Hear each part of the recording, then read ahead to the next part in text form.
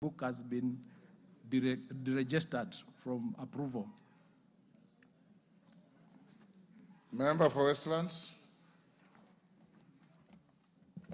Thank you, Honorable Speaker. I would like to ask the Minister,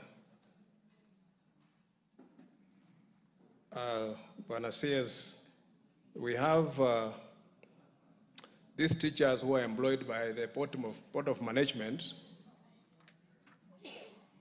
BOM.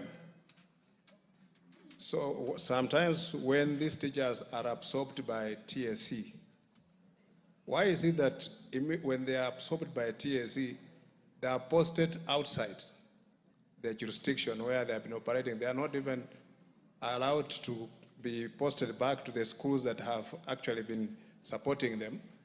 They are even posted outside the county. I remember within my constituency, there were teachers who were employed by a BOM, and when they were absorbed by TSC, they were posted to Kajiado and other counties outside Nairobi. Why is that so? And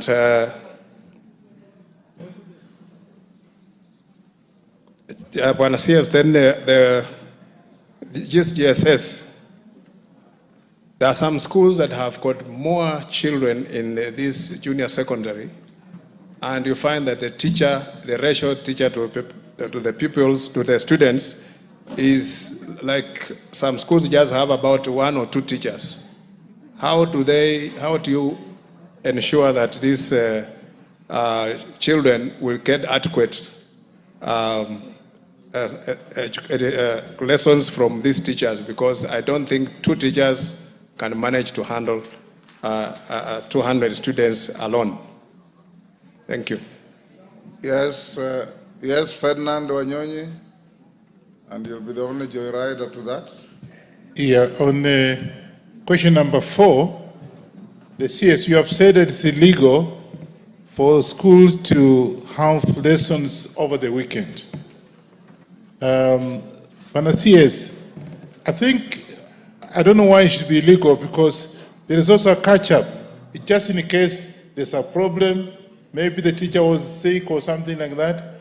Why should you say this will be illegal to have lessons over the weekend? Yet that is just maybe for the particular class or whatever to catch up in case there's been a problem. CS. Thank you, Mr. Speaker. On the question of the BM teachers who are absorbed by TSC, once the teachers have been absorbed by TSC, they become subject to the guidelines and regulations that govern the TSC employed teachers, one of which is that they can be transferred to work anywhere in the country. And that is the reason why that transfer happened and you are moved from where you were to another place, because now you are subject to a completely different set of regulations and you become a teacher of TSC, not the teacher for that particular BOM school. And that is the reason why that transfer or that posting is done. The question of the teacher-student ratio in JSS, it is true we have a shortage of the teachers, but the ministry through TSC and other stakeholders have employed 46,000 intern teachers to curb this shortage. We're also planning to employ another 20,000 teachers.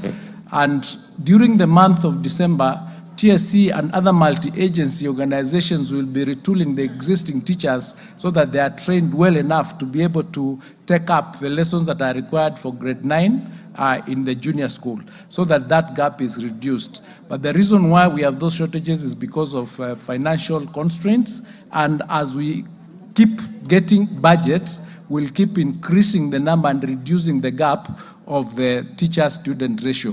And we are going to be ensuring that we are using other aids, including digital teaching, so that the students get as much as possible out of the lessons they are getting in order for them to get the actual standard lessons that they need to get. I indicated that on the question of weekend lessons, they are not official. I didn't say they are illegal, Mheshimiwa Wanyonyi. I said it is irregular. It's not usual. It is irregular because it's not a legal requirement for us to have them over the weekends. But where teachers and the students agree and the parents, they can have those remedial classes in agreement by consent. But it's not a government policy that we should have lessons on weekends as a legal or as a circular or as a government position. It is something that they can do as an arrangement within themselves. But it is not illegal. I said it is irregular. There's a bit of a difference there. Thank you. Thank you, Mwesh. Question 091 of 2024, member for Kinango. Honorable Gonzirai. Thank you, Mr. Speaker. I beg to ask question number 091. Could the Cabinet Secretary provide the status of the delayed pension payment for Mr. Salim Mdalundegwa, who was a teacher at Nzovuni Primary School up to 30th of June 2022, when he was put on compulsory retirement? Thank you, Mr. Speaker. Minister. Thank you, Mr. Speaker. The processing of Mr. Salim Mdalundegwa's pension stalled due to the disparities in his set of names as indicated on the various documents in the teacher service record. The teacher's names on record seem to refer to different persons. The Commission duly communicated this to the teacher. He was requested to obtain a deed poll if he intended to have changed his names.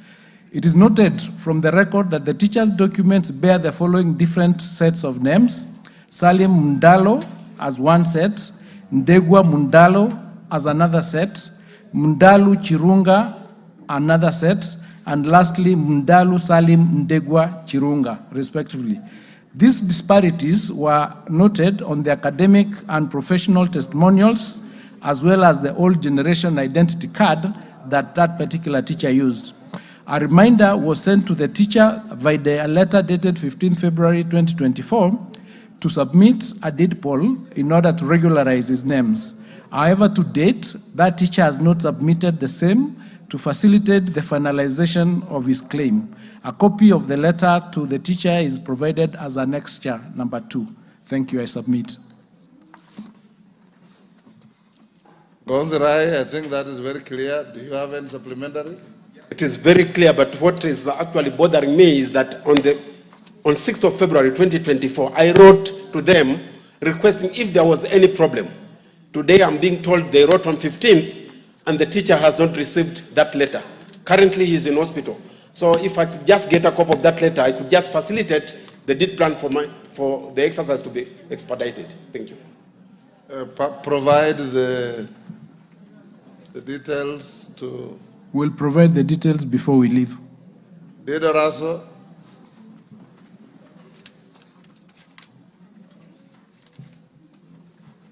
Thank you very much, Honorable Speaker. Waziri, the issue that has been presented to you is not a standalone one. Teachers work for very many years, maybe 40 years, 45, stretching up to 50 years. But when it comes to pension, they actually slog. They spend a lot of money to come to Nairobi to look for their pension. Are you able to put a policy in place such that those who have worked for many years actually will receive their pension in this?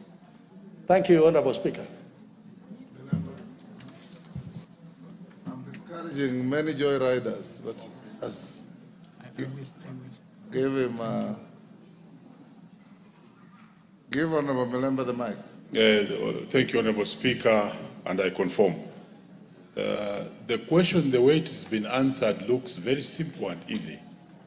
But good luck, somebody else has talked about it. What is the ministry doing about pensions for teachers? Because now it's a broad thing that's affecting many families, that many teachers are unable to get their pensions on time. Thank you. Dorothy, what is it? I said I want only one joyrider. Give Dorothy. Thank you, Honorable Speaker. Honorable Speaker, I too rise to ask the minister what they are doing to streamline this pension payment to alleviate the suffering of teachers who retire.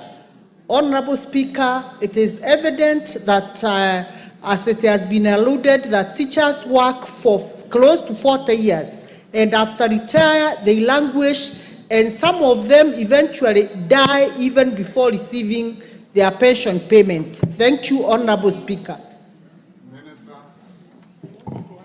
Thank you, Speaker. This concern is well noted, and since we are doing the review of the actual TSC acts and other legal instruments that govern this sector, we will indeed bring it upon ourselves to ensure that we have done an amendment to how the pension fund for the TSC is run, to include, I think, a provision that once a teacher is about to retire, 12 months to that retirement age, the processing of their documentation and what needs to happen when they retire in terms of their pension should be in place, so that they do not have to leave and then come back to the to TSC to be able to get their pension. It should be done while they are in service during the last year of their service. So we'll include it in our regulations. Question 09. Question 093 of 2024, member for Nairobi County, Esther Passaris. Esther Passaris, question dropped. You can't joyride on no question. Question 094, 2024, Victor Koech. Mandazi, is he in the house?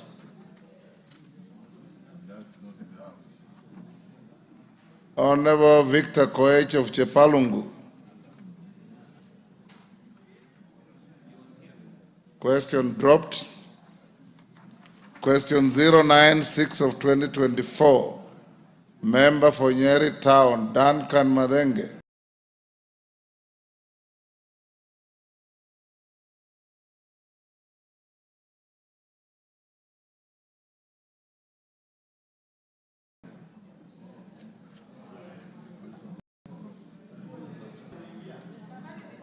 Order.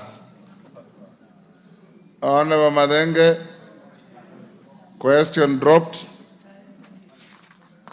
Question 097 of 2024, member for Emuhaya Omboko Milemba. Very well, Honorable Speaker. I'm asking the following question to the Cabinet Secretary for Education.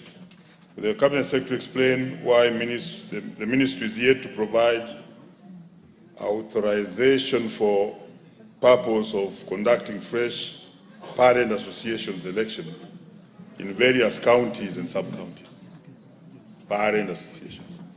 Number two, provide a specific date when the parent association elections in various counties and sub-counties will be held. And number three, state measures in place by the Ministry to ensure that in future elections are conducted on a regular basis for effective management of schools.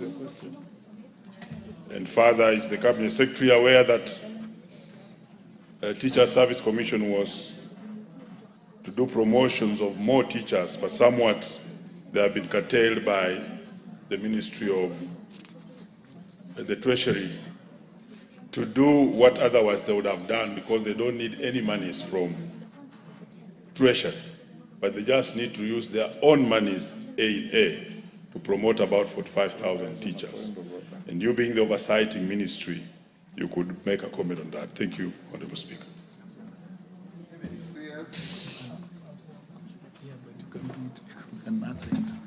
Thank you, Mr. Speaker, and for the record, Honorable Gonzi Rai has received the letter. You can confirm we have given you that letter for Ndalu. Thank you. Mr. Speaker, may I respond to the questions asked by Honorable Mboko as follows. Mr. Speaker, paragraph 5 of the third schedule of the Basic Education Act 2013 provides that there shall be established a national parents associations, county parents associations, and sub-county parents associations elected by parents associations from schools through a delegate system. Just like other registered associations, Mr. Speaker, the National Parents Association is guided by its own constitution. The association does not require the authorization of the Ministry of Education to hold elections at the county and sub-county levels. The constitution of the association provides for the conduct of elections of its officials. As a ministry, Mr. Speaker, we are available upon request to provide any facilitative support to the extent possible to enable the associations undertake free, fair, and transparent elections in accordance with their constitutions. Mr. Speaker, in terms of management at the school levels, we have ensured compliance with the requirements of paragraph 1 of the third schedule of the Basic Education Act 2013. There are functional parents associations in our schools.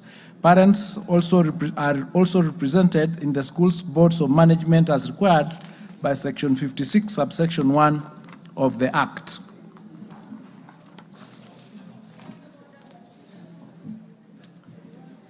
There was a question on promotion of teachers by TSC. I didn't have that question on record, so I don't have the data. I could be given time to get the data and then I can respond to it. It was not on the question paper. Thank you. Milemba? Honorable Milemba? The Honorable Minister has given a very straightjacket answer to my question.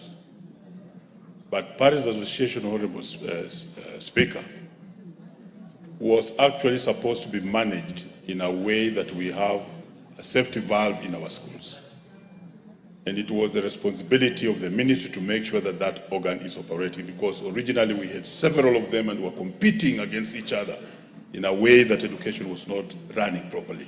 And he is aware of that. So as he says that he is waiting to be approached for any difficulties, is he aware that such elections have never been held for the last more than 6 years? And therefore, what is he doing as a minister to make sure that In all schools or in some specific schools? All schools, all places. So therefore, what is the ministry doing in its responsibility as a Minister of Education, running of education, to make sure that that happens? He cannot run away from it. Minister. Mr. Speaker, as I've indicated, the parents associations in our schools are functional and they are available. What may not have taken place is the elections in the National Parents Associations, which is like an umbrella body. And I'm getting that information now that there have not been elections in 6 years. I'm going to be able to look into it and find out what role the ministry can do to undertake to ensure that that is done. Yeah, Thank you. Pasares. Thank you, Mr. Speaker. Mr. Speaker, I know you called my question when I wasn't here. I apologize. We have a delegation from China, and I had asked a question to the delegation, and I had to wait for the answer, as it would be unparliamentary to ask a question to a foreign delegation and then leave before they give the answer. I beg to ask the question 093. I have not given you authority. You are only explaining why you are not here.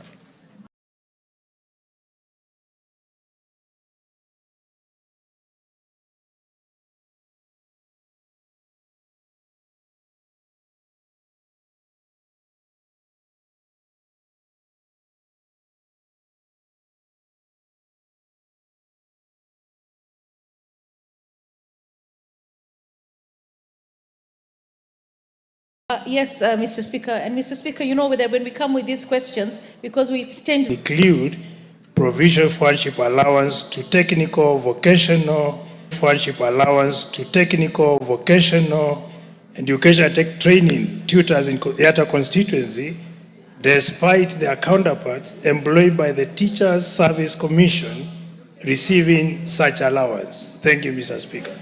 Minister. Thank you, Mr. Speaker. At the outset, Mr. Speaker, I wish to state that there are different allowances schemes for the teachers who are employed by the Teacher Service Commission and technical trainers who are part of the National Public Service. The current designation of hardship areas for the National Public Service is set out in the circular by the Chief of Staff and Head of Public Service dated 7th of December 2015 under reference number OB/CAB.1.31A. A copy of that circular is annexed as annexure number 5. The area where Yatta Technical Vocational College is located is not among the designated areas or hardship areas. On the other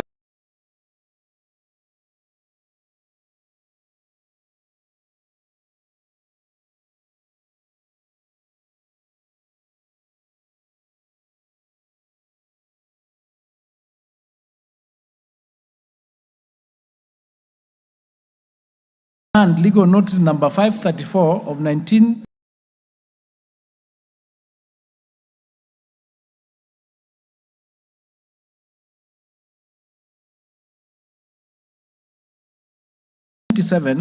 under the Teachers Service Commission Act includes Yatta Division as a hardship area. A copy of the legal notice is also provided as an annex number 6. Mr. Speaker, we are working with the relevant government agencies under the leadership of the Ministry of Public Service and Human Capital Development to streamline the framework on the payment of hardship allowance. We have taken note to highlight these discrepancies to the Ministry of Public Service and Human Development for appropriate action. I submit. Anton Olwach. Sorry. Basil. Thank you, Mr. Speaker. I think the response is not satisfactory and is actually discriminating when you say some tutors should not receive allowance like other tutors who are facing the same challenges like them.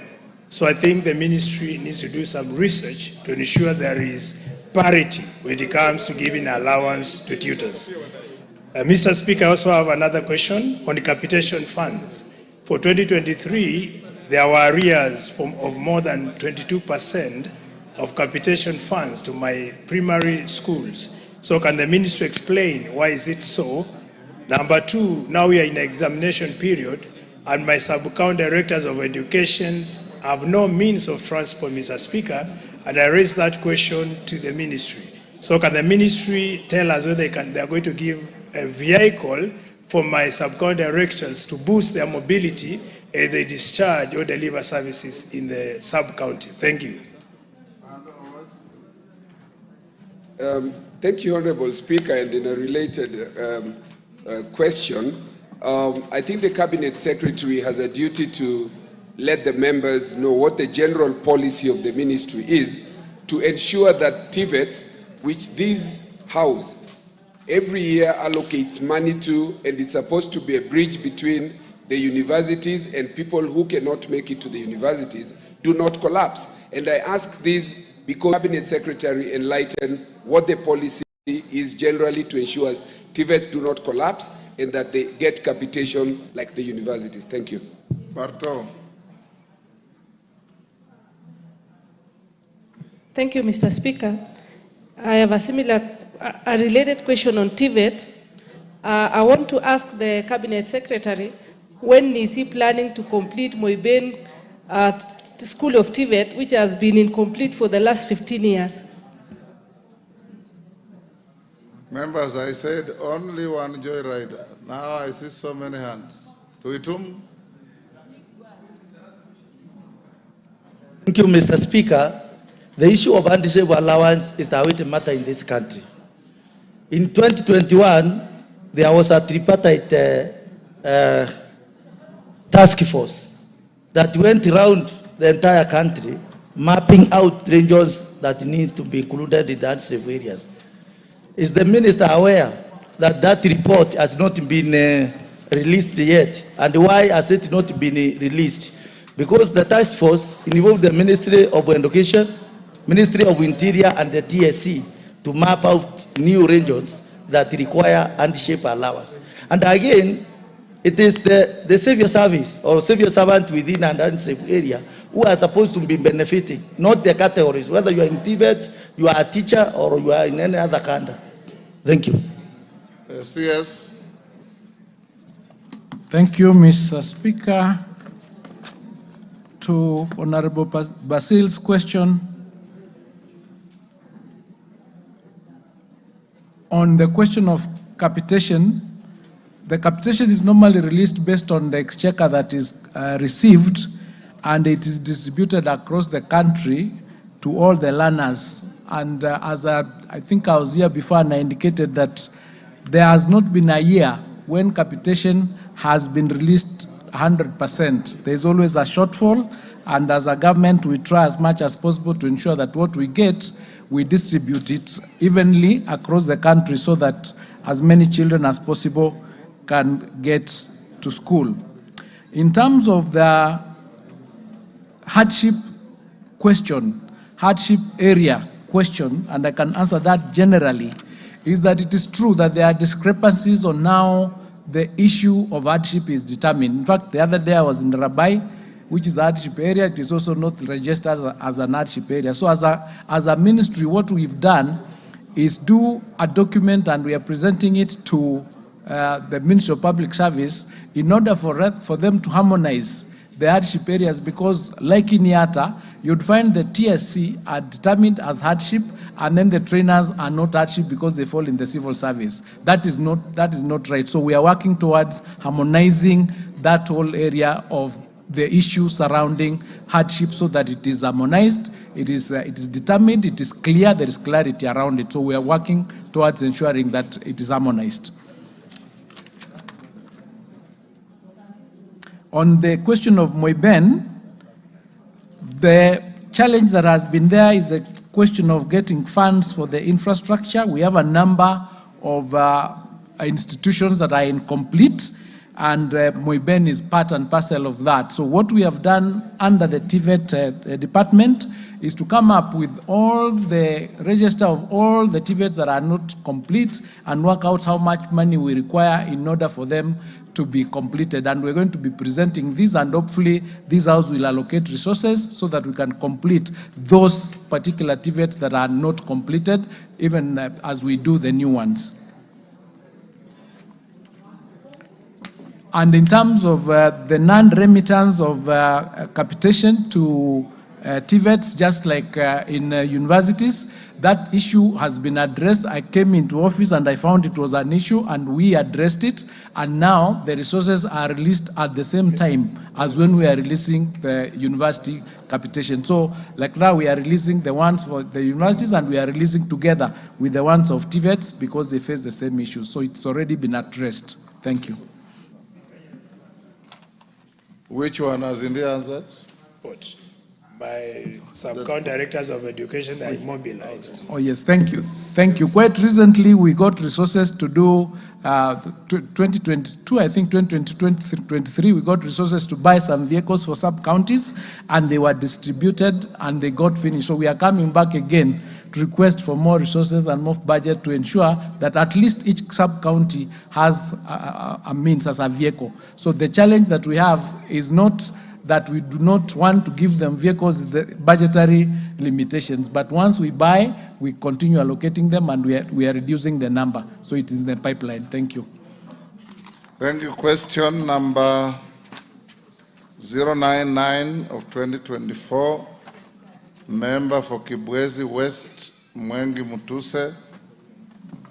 I have received a letter from Mwengi Mutuse nominating Edwin Mugo Gishuki to ask the question on his behalf. Edwin, go ahead. Yeah, thank you very much, Mr. Speaker. I rise to ask question 099/24 on behalf of Honorable Mwengi Mutuse. Could the Cabinet Secretary, one, confirm that 12,000 acres of land located at Kisayani Kibwezi West constituency was surrendered by the locals to the University of Nairobi in the year 1988 with the proposal that a higher education institution would be set up in the area. Two, explain why it has taken inordinately long for the university to establish processes in building and opening of the university on the said land. 3, clarify whether there are plans to start a university campus within the existing buildings, and if not, state whether the land can revert to its original owners. 4, clarify whether sections of the land are being allowed to private investors, and if so, provide the measures put in place to ensure there is transparency and public participation, including consultation with elected leaders in this process. Thank you very much, Mr. Speaker. Minister. Thank you, Mr. Speaker. I wish to confirm that the University of Nairobi has ownership of the 12,000 acres of land at Kisayani, Kibwezi West constituency under land reference number 25060. This land was allocated to the university by the government of Kenya in 1988, following a comprehensive process of relocation and compensation of the original occupants. The primary purpose, Mr. Speaker, of the allocation of the land was to establish a specialized research and training institute focusing on range management and dry land natural resources. Mr. Speaker, despite the lack of funding that has hindered the development of large-scale physical infrastructure, the university has actively utilized the land and Kisayani for research, training, and community outreach. The strategies that the university has employed to use the land are as follows. Between 1988 and 1992, the university developed essential infrastructure to support both short and long-term academic programs alongside research facilities and training infrastructure. Number 2, through international collaboration, particularly with Mashavu University from Israel, and supported by USAID funding, the university implemented a state-of-the-art irrigation demonstration center. This project, which operated from 1992 to 2004, successfully cultivated Asian vegetables, tropical crops, and fruits, providing significant employment opportunities and enhancing food security for the local community. During this period, the university established the Institute of Dryland Research Development and Utilization, which has been instrumental in conducting research on dryland resource utilization. The Institute actively engages with local communities through workshops and seminars focusing on livestock, husbandry, dryland crops, forestry, and land rehabilitation. The university actively uses infrastructure on the land for departmental research, training, and community support. Mr. Speaker, the Institute for Dryland Research, Development and Utilization operates as a fully fledged unit of the University of Nairobi. The facility serves as an integral dryland research academic center of excellence, supporting various departments across the university as follows. The Department of Land Resource Management and Agricultural Technology conducts research in the rangeland ecology and biodiversity conservation. Number 2, the Faculty of Veterinary Medicine utilizes the facility for animal health research and community outreach services. Number 3, the Department of Geospatial and Space Technology conducts experiential learning, inland survey, and remote sensing.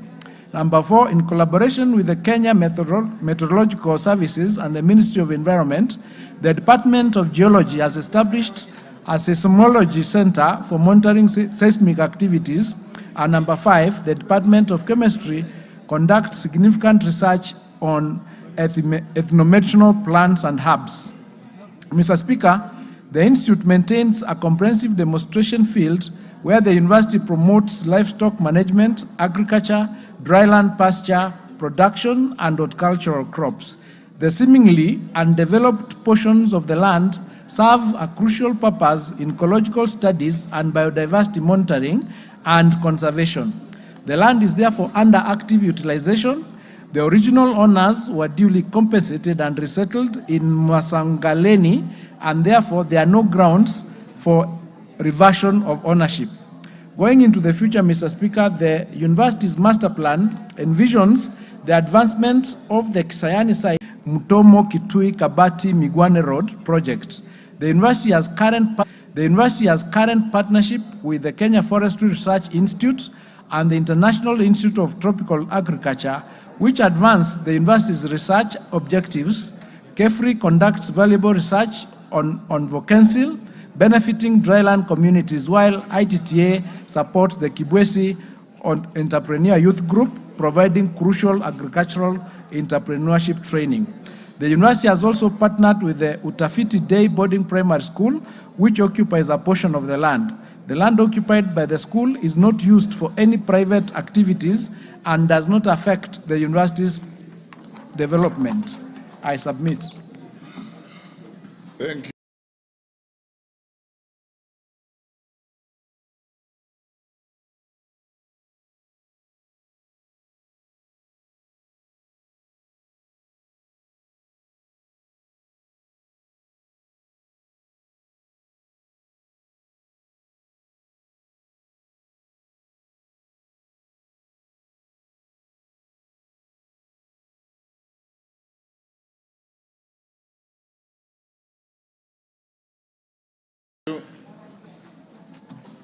Both for primary and secondary and the ordinary schools. And secondary and the ordinary schools. And 2, provide details of the criteria used to post teachers to special needs institutions, including whether it considered the ratio of teachers to pupils. And lastly, 3, elaborate on the measures being taken by the ministry to ensure that special needs institutions have enough teachers and necessary facilities as provided in the ordinary schools. Thank you, Honorable Speaker. Thank you, Mr. Speaker. There are 378 integrated primary schools. There are 378 integrated primary special needs education schools in the country with an enrollment of 40,282 learners. There are 2,514 special primary schools with an enrollment of 77,283 learners. There are 81 secondary schools, special needs education schools with a total enrollment of 7,183 learners. There are 155 junior school special needs education institutions with an enrollment of 3,443 learners. We also have 112 pre-vocational special needs education institutions with a total enrollment of 2,067 learners. Mr. Speaker, the TSC Commission deploys teachers to special needs education schools based on 1, the ratio of teachers to pupils, number 2, the type of disability, and number 3, the level of disability. Accordingly, Mr. Speaker, pursuant to that classification of disability under the sector policy of learners and trainees with disabilities 2018, the pupil-teacher ratio for various categories of SNE of special needs education is as shown as follows. Number 1, the mentally handicapped have a teacher-student ratio of 1 to 10. Mentally handicapped that is severe has a teacher-student ratio of 1 to 4. Autism has a teacher-learner ratio of 1 to 4. Physically handicapped have a teacher-learner ratio of 1 to 15. Cerebral palsy has a teacher-learner ratio of 1 to 4. Hearing impaired has a teacher-learner ratio of 1 to 12. Visually impaired has a teacher-learner ratio of 1 to 15. The deaf-blind have a teacher-learner ratio of 1 to 1. To address the current teacher shortage in special schools and units, the Teacher Service Commission has employed the following measures. 1, it has deployed 5,363 qualified teachers from regular schools to special schools and units in the 2023-2024 and 2024-2025 financial year in 4 phases as follows. In phase 1, it was done in May 2024, and 1,763 teachers were deployed. In phase 2, September 2024, 1,200 teachers were deployed. In phase 3, January 2025, it is intended to deploy 1,200 teachers, and in phase 4, June 2025, we'll deploy another 1,200 teachers. Notably, Mr. Speaker, the Commission has completed the deployment of teachers in phase 1 and 2 and will commence the deployment of the phase 3 and 4 in January. Currently, the Commission is in the process of recruiting 344 special needs education teachers interns handling learners with special needs, namely cerebral palsy, hearing impaired, visually impaired, and physically impaired. I submit.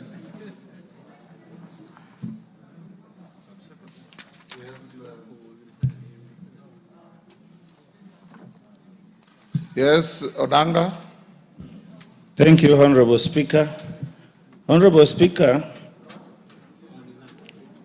special needs education institutions need to be considered as really special and given priority even over other institutions in the country. Looking at the numbers of pupils and students that are provided by the Cabinet Secretary, this comes to over 200,000 learners countrywide. And I'm not satisfied that there are only 81 secondary school special needs education institutions. If that is true, then I think that Kenyans are being starved of special needs education institutions in the country, and something needs to be done to improve. Because if you have over 200,000, those are mainly pupils, and then 81, those are mainly pupils, and then many institutions, which are mainly in primary, and only 81 in secondary. Then that means that these pupils who complete secondary, primary in special needs education are disappearing somewhere. This needs to be addressed by the Cabinet Secretary, Honorable Speaker. Also, there are issues in number 2 when looking at the ratio of pupil or students to teachers. For a mentally handicapped institution to have a ratio of 1 to 10, this is far below the par, and this needs to be addressed. These are mentally handicapped children, having one teacher handling 10 of them. Then there's something totally wrong that needs to be addressed urgently. Honorable Speaker, the ratio is far too low, and this needs to be addressed. Honorable Speaker, many of these teachers, which the Cabinet Secretary have said, who have transited from the ordinary schools to the special needs institutions, take too long even to be paid their allowances. You know, they are paid some allowances. And even I'm bothered why some aspects of the trainers are handled in the Teacher Service Commission and other aspects are handled by the ministry. Why not all of them go to the Teacher Service Commission so that they are handled in one place?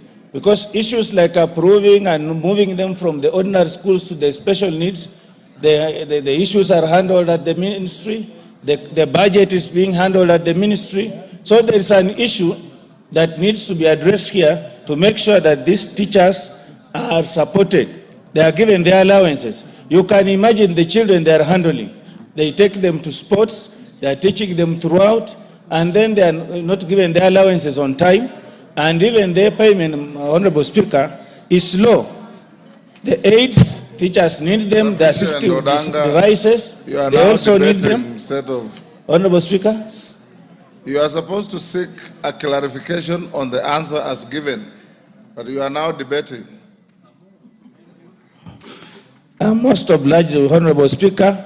So I would like the Cabinet Secretary to give more information. I'm not totally satisfied with the information given. There are still lots of loopholes that he needs to provide. Thank you, Honorable Speaker. Nabi. Honorable Speaker, further to the answers given by the Cabinet Secretary, I would want to find out whether the Cabinet Secretary is aware, number one, that Mlimani Special School, Mukuyu Special School, Maturu Special School, and Lumani Special School do not have enough teachers in the ratio he has indicated. Secondly, whether the Cabinet Secretary is aware that in preparation for the CPC implementation in the senior school, there are no schools in some sub-counties that will ensure 100% transition of students who require special schools. Thank you, Mr. Speaker. Masito is not Masito, Mama Mombasa. You are sitting in... Mheshimiwa Spika, samahani leo sehemu yangu imevamiwa, ndio maana nimekaa huku Mheshimiwa Spika.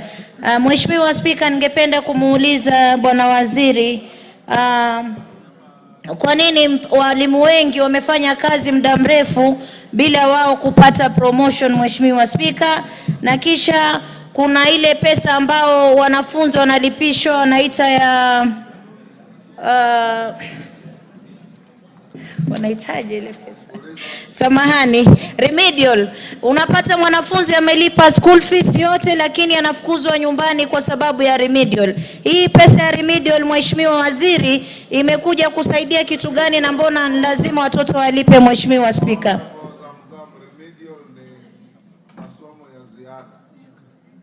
Masomo ya ziada. Asante Mheshimiwa Spika, wakati mwingine mwanafunzi mshinda mwalimu. Mheshimiwa Waziri, tungependa kujua kwa nini watoto wanalipa masomo ya ziada, ile pesa ya masomo ya ziada, na wakati ambapo watakuwa wamelipa ile karo na bado wanafukuzwa shule, Mheshimiwa Spika. Na hawa walimu pia wanalazimishwa kuhamishwa kwenda katika shule zingine za mbali sana na nyumbani, inawasumbua sana, wanaacha familia hawawezi kuweza kufocus na ile masomo, Mheshimiwa Spika. Asante sana Waziri. Minister. Thank you, Mr. Speaker. The ratios that we have given were analyzed in terms of the severity of the handicap and the disability, and where we will determine that there are shortages, it is because we do not have enough teachers. And what we are doing, as indicated earlier, the same challenges that we have in the ordinary schools are the same ones we have in the special needs school, but we'll give it special attention so that we can have many more teachers being employed for the special needs, so that we reduce the number of the gap of the teacher-learner ratio. In terms of the question relating to the teachers' allowances, that is handled by the Teacher Service Commission. They actually handle all the issues relating to both the teachers that are in normal schools and the teachers that are in the special needs schools. We do not deal with that aspect, we only deal with policy, and when issues like this have come, we liaise with TSC and we come up with policies that can make their work smoother and that much more cohesive.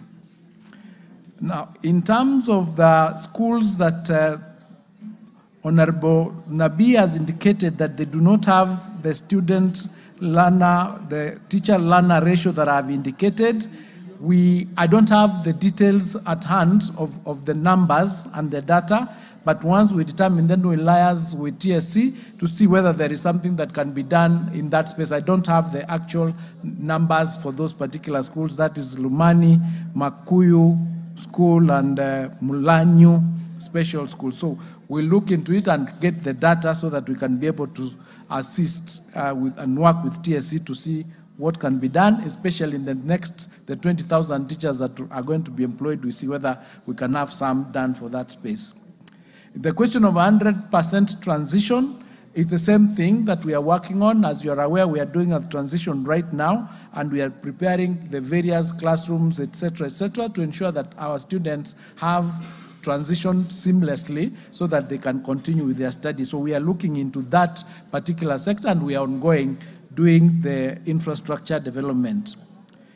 Walimu wengi bila kupata promotion, there is a program of promotion that is done by the TSC. I'm aware that they did promotion of a number of teachers, and the teachers normally apply for this promotion, and there is an interview that is done, and then the promotion is done for those teachers depending on the spaces that are available and the budgets that are available. But TSC is handling that particular aspect.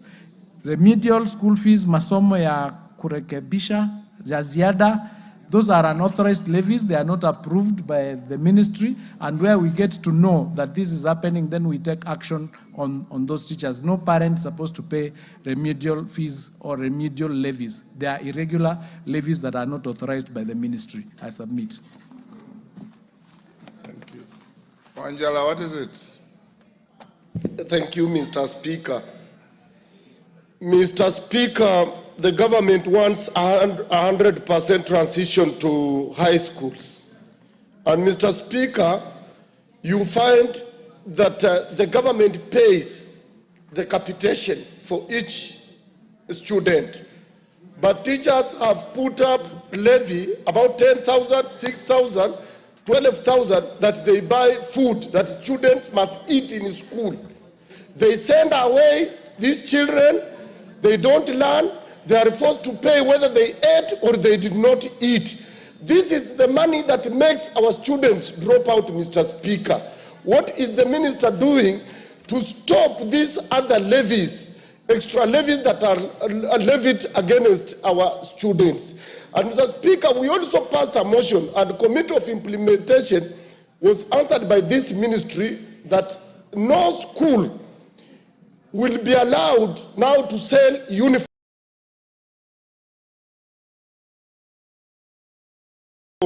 to students.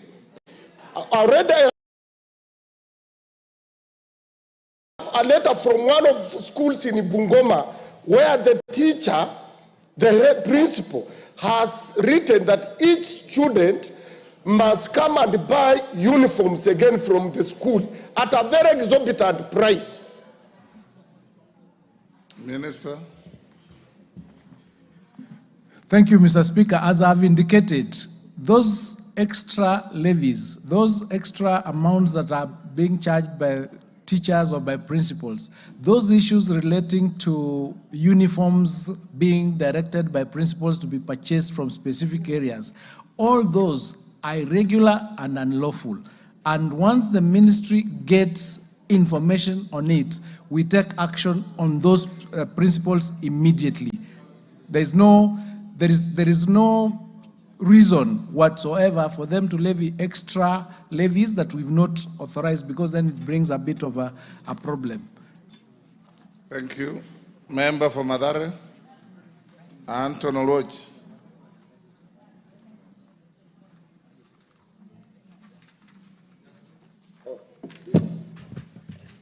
Thank you, Honorable Speaker. I rise to ask the CS question number 149 of 2024. Could the Cabinet Secretary clarify whether there exists a policy on school meals and nutrition, and if not, indicate the measures put in place by the Ministry to develop such a policy? 2, outline the measures taken to create working strategies with county governments to ensure both early childhood development and primary schools have access to school meals. Thirdly, state the steps taken to roll out digitized school meals data and reporting modules with the National Education Management Information Systems. And lastly, provide the measures in place to ensure the alternative providers of basic education and training, popularly known as ADVERTISE schools, benefit from school feeding program. I thank you. Minister. Thank you, Mr. Speaker. Told the Kenya School Meals Policy, the draft has been developed through a collaborative approach involving the Ministry of Education, the United Nations World Food Programme, the NACONEC, the Rockefeller Foundation, and the Ministries of Health, Agriculture, Livestock and Fisheries, Water, Sanitation and Irrigation. The overall goal of the policy is to provide a framework for implementation and management of the school meals program in Kenya. The policy provides for the establishment of the program based on clear goals, strategic objectives, and principles. The policy provides for key thematic areas that include access, equity, and inclusion, through which the government commits to provide diversified and healthy school meals to all learners, including those with special educational needs. The second thematic area is food safety and quality, under which the government commits to ensure enhanced food safety and quality in the school meals program. The third thematic area is nutrition and health. Under this arm, the government commits to provide safe, diverse and nutritious meals as part of the comprehensive package of school health and nutritional services. The fourth thematic area is on sourcing of food commodities. Under this policy, commitment is given by the government to promote provision of accessible and affordable locally available food commodities. This other thematic area is on partnerships, collaborations, and linkages. The government commits to promote a coordinated approach through partnerships, collaborations, and linkages. The draft policy, Mr. Speaker, document also provides for its implementation. It has provisions on resource mobilization to ensure the sustainability of the program and for monitoring and evaluation together with research. The draft document also outlines the institutional arrangement for the implementation of the policy. A policy will be implemented through the existing Ministry of Education structures at the national and county levels. The draft policy, Mr. Speaker, is to be subjected to the constitutional processes of stakeholder validation and public participation prior to its publication and adoption by the Cabinet. The Ministry targets to have the policy in place by the end of Term 1 of 2025. Mr. Speaker, the Ministry works with county governments in covered areas to enhance access to school meals for learners in pre-primary and primary schools. Since pre-primary education is devolved, county governments take the lead in providing school meals for such learners. However, the ministry has adopted collaborative strategies to work with county governments and other partners to ensure that all learners in covered learning institutions are provided with school meals. These include entering into intergovernmental partnership agreements, as is the case with the Nairobi City County. The agreement provides a framework for collaboration between the national government and the Nairobi City County government for providing school meals to learners from pre-primary to primary school. Mr. Speaker, a school meals module has been developed within the NEMIS platform and successfully piloted in Isiolo. To ensure effective implementation, it is essential that all learners are registered on NEMIS, enabling school meals data to be generated directly from the platform. Additionally, a mobile application linked to NEMIS has been introduced for reporting daily learner attendance. The application allows schools to track the number of learners who received meals each day and monitor food stock balances in real time.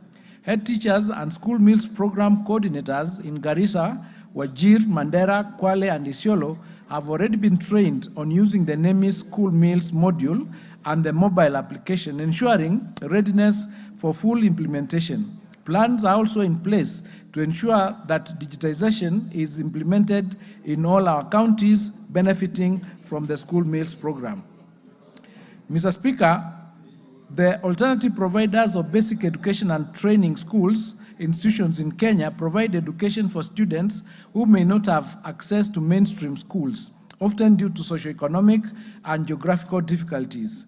These schools are primarily operated by private individuals, faith-based organizations, and community-based groups rather than by the government. These institutions complement the government's efforts to provide education training for all.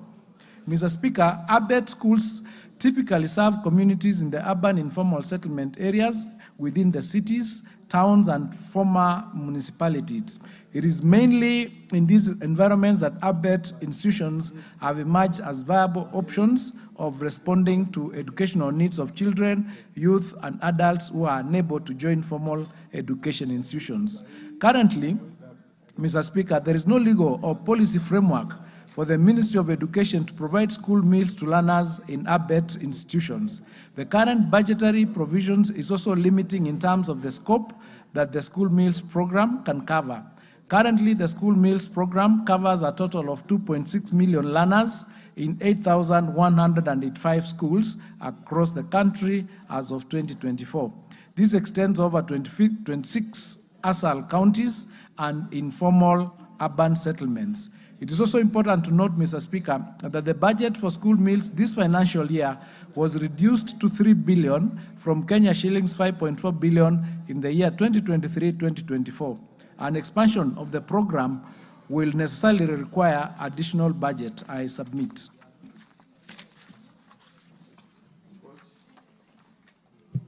Andon Watch. Thank you very much, Honorable Speaker. And let me congratulate the CS for one thing, a recognition of the existence and role of alternative provisions for basic education, otherwise known as ADVERT. And the reason I'm doing this, Honorable Speaker, is that there are about 3 million students in the Republic of Kenya who are neither in public or private schools and are excluded in what under Article 43 is a basic right and compulsory education for all students. So I want to thank you for the recognition that this exists. However, Cabinet Secretary, are you aware that the bureaucracy underneath your office, beginning with the sub-county directors, actually undermine legal notice of 2015 that anchors the idea of ADVERT? To begin with, NEMIS, which is a requirement for recognition and following up for students from their registration, how they go up to where they do the exam, and even on school feeding program, is denied to ADVERT students. Are you also aware that even for registration for exams, teachers in ADVET call me every time exams are about to be done for registration that they cannot register students because these students are neither in public schools nor private schools? Lastly, Cabinet Secretary, there is a bill that I put in the last parliament, which was the amendment to the Basic Education Act, to anchor these ADVET schools. Are you aware that this bill has passed through the committee and is about to be published, and that the members of the Nairobi County, members of parliament, who are most affected by this, which are in informal settlements, would like to have a stakeholder engagement with you, including the Honorable Kajwang here, and we would like to leave here with an appointment that we will get an engagement with you before or just after the publication of this bill. I thank you. Minister. Minister, hold. Mary Massey.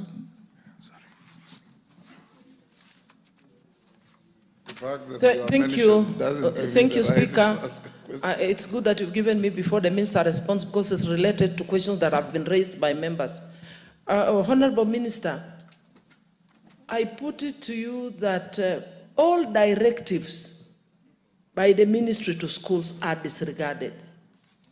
And I'm particularly concerned, Speaker, I'm from my constituency, that for every 10 births that are recorded in the hospital, 6 of them are children under the age of 18. And this is caused by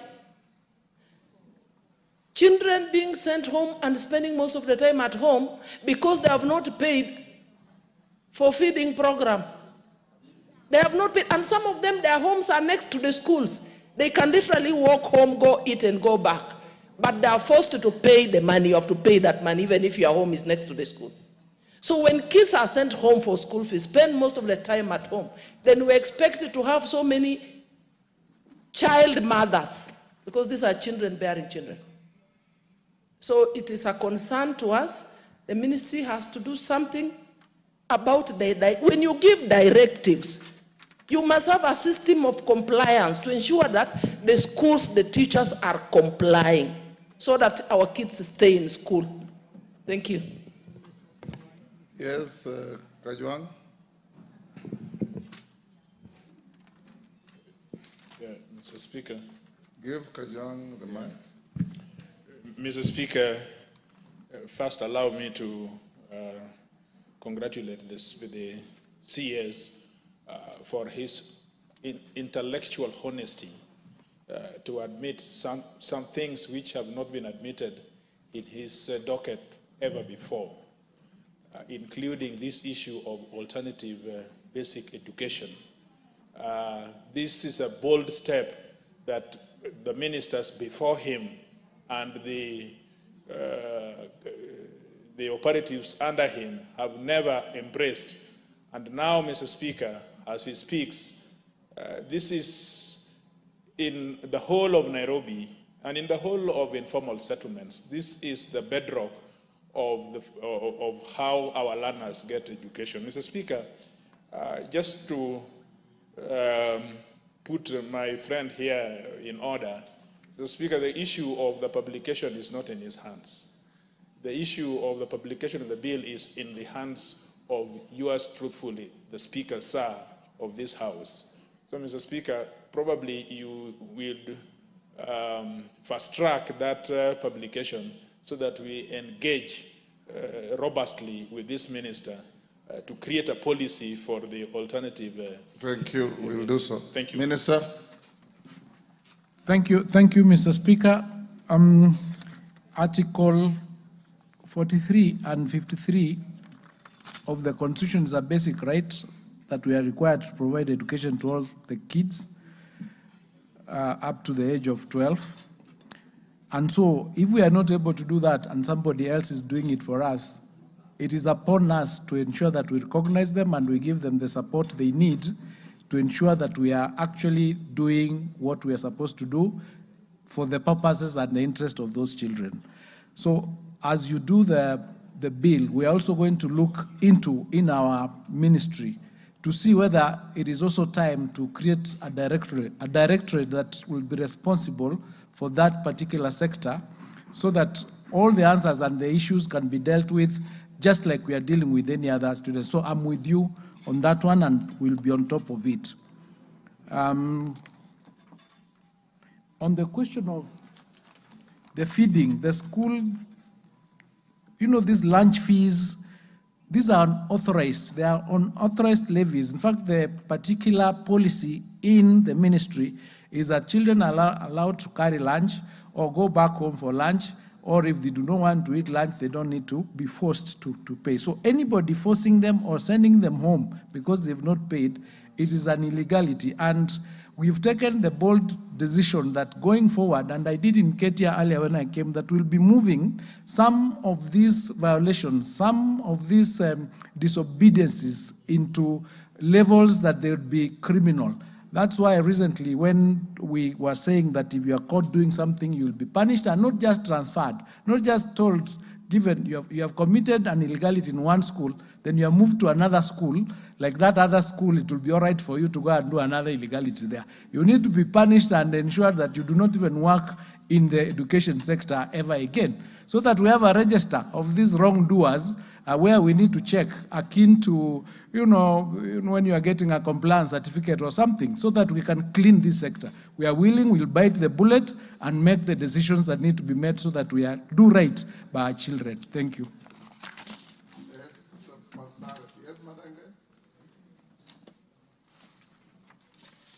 Thank you, Mr. Speaker. First, allow me to apologize for coming late, but I want to seek the Speaker's indulgence to kindly, with a lot of humility, allow the reinstatement of my question number 096 of 2024. Where were you when I called out? Honorable Speaker, I had to rush to the constituency, having been here earlier in the morning due to something I needed to attend. Okay. And in view of the question and what is happening in our universities, I kindly seek your indulgence, Honorable Speaker. Take your seat. Esther Pasares, you can ask your question.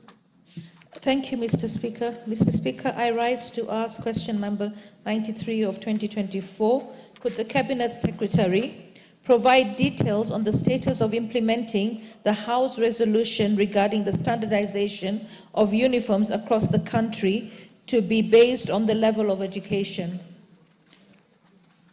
Could the Cabinet Secretary clarify whether the ministry has considered adopting a policy of bulk purchasing and distribution of boarding items such as mattresses, buckets, metal boxes, game kits, rubber shoes, slippers to public schools akin to its approach with books? 3, could the Cabinet Secretary highlight measures taken to address unhealthy and illegal practices in schools, particularly regarding alcohol and drug abuse? Thank you. Minister. Thank you, Mr. Speaker. The ministry recognizes that the objective of the resolution to standardize school uniforms across the country is to ensure that school uniforms do not become prohibitively expensive. The matter of the prohibitive cost of school uniforms was also captured in the report of the Presidential Working Party on Education Reform. The Working Party noted that school uniforms are expensive for parents because school administrators collude with suppliers and force parents to purchase from a specific supplier identified by the school administration. Consequently, the Working Party recommended that the Ministry of Education should provide guidelines to regulate and liberalize the question of school uniforms in basic education institutions. We are now working to implement the resolution of the House and the recommendations of the Presidential Working Party on Education Reform. Presently, uniforms for schools are determined by the boards of management of those institutions in consultation with parents' associations of those schools. This is according to Regulation 67 of the Basic Education Regulations of the Act. We are reviewing these regulations as well in the context of the ongoing education sector reforms. We have drafted the requisite reform bills for submission to Parliament.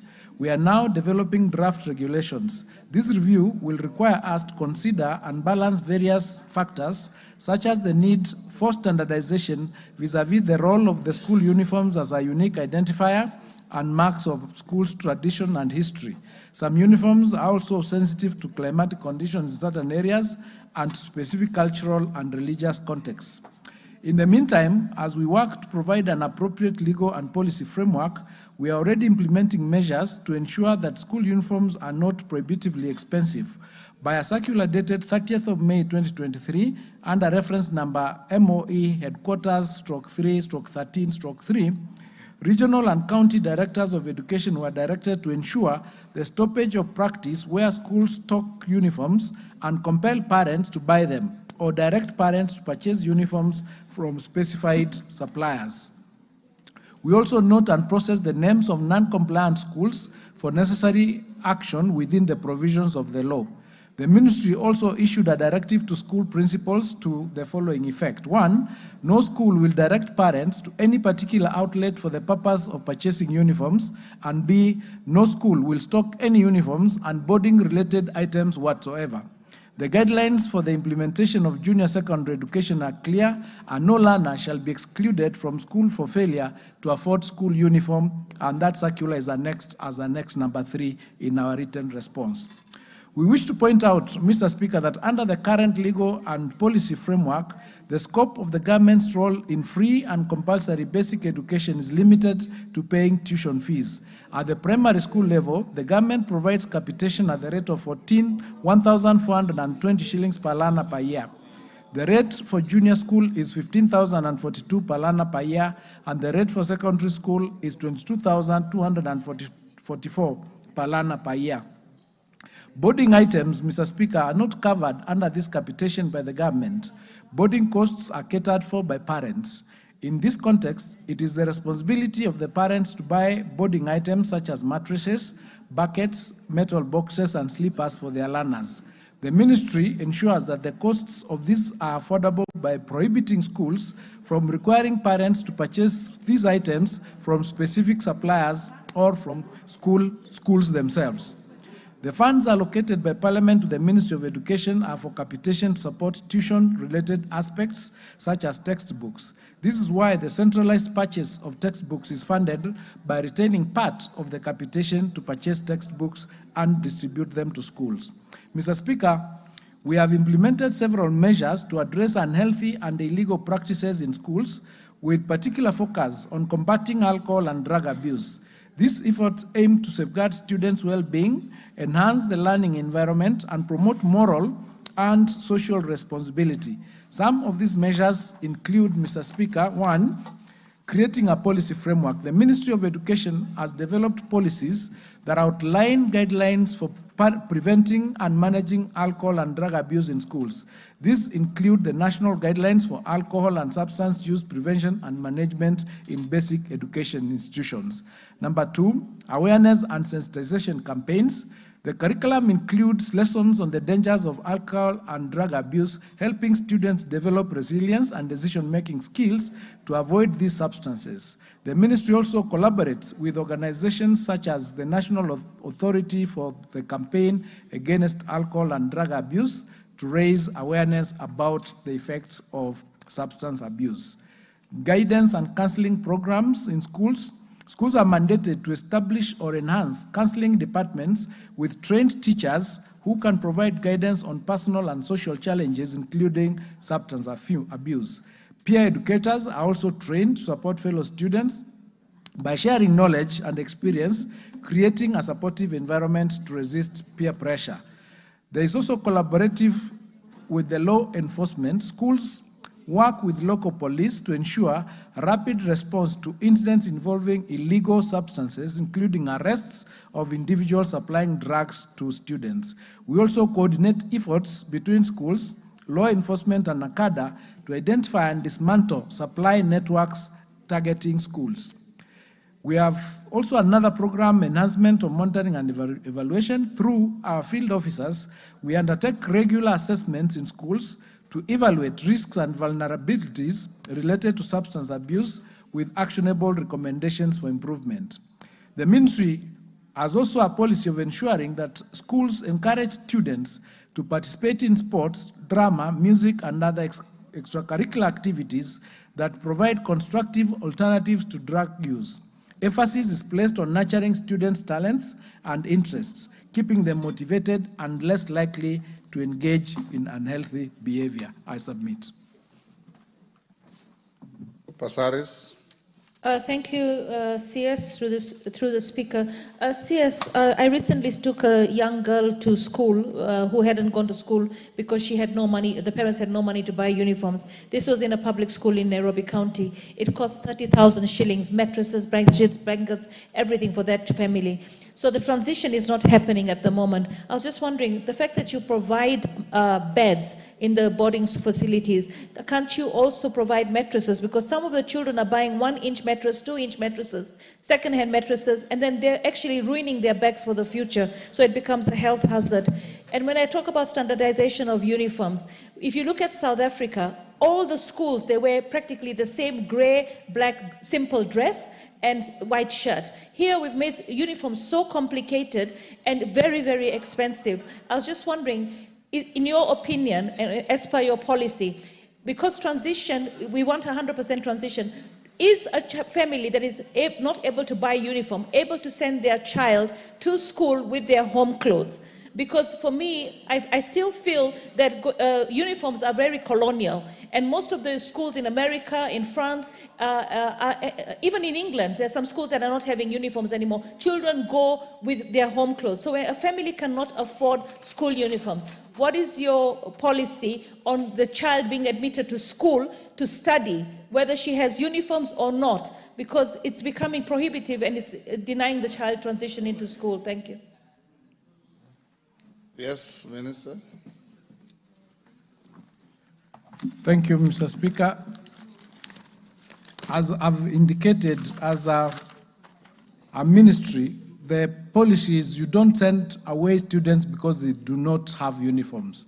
That's not allowed. You are supposed to admit them whether or not they have been able to afford the units. That is the current policy that is in place.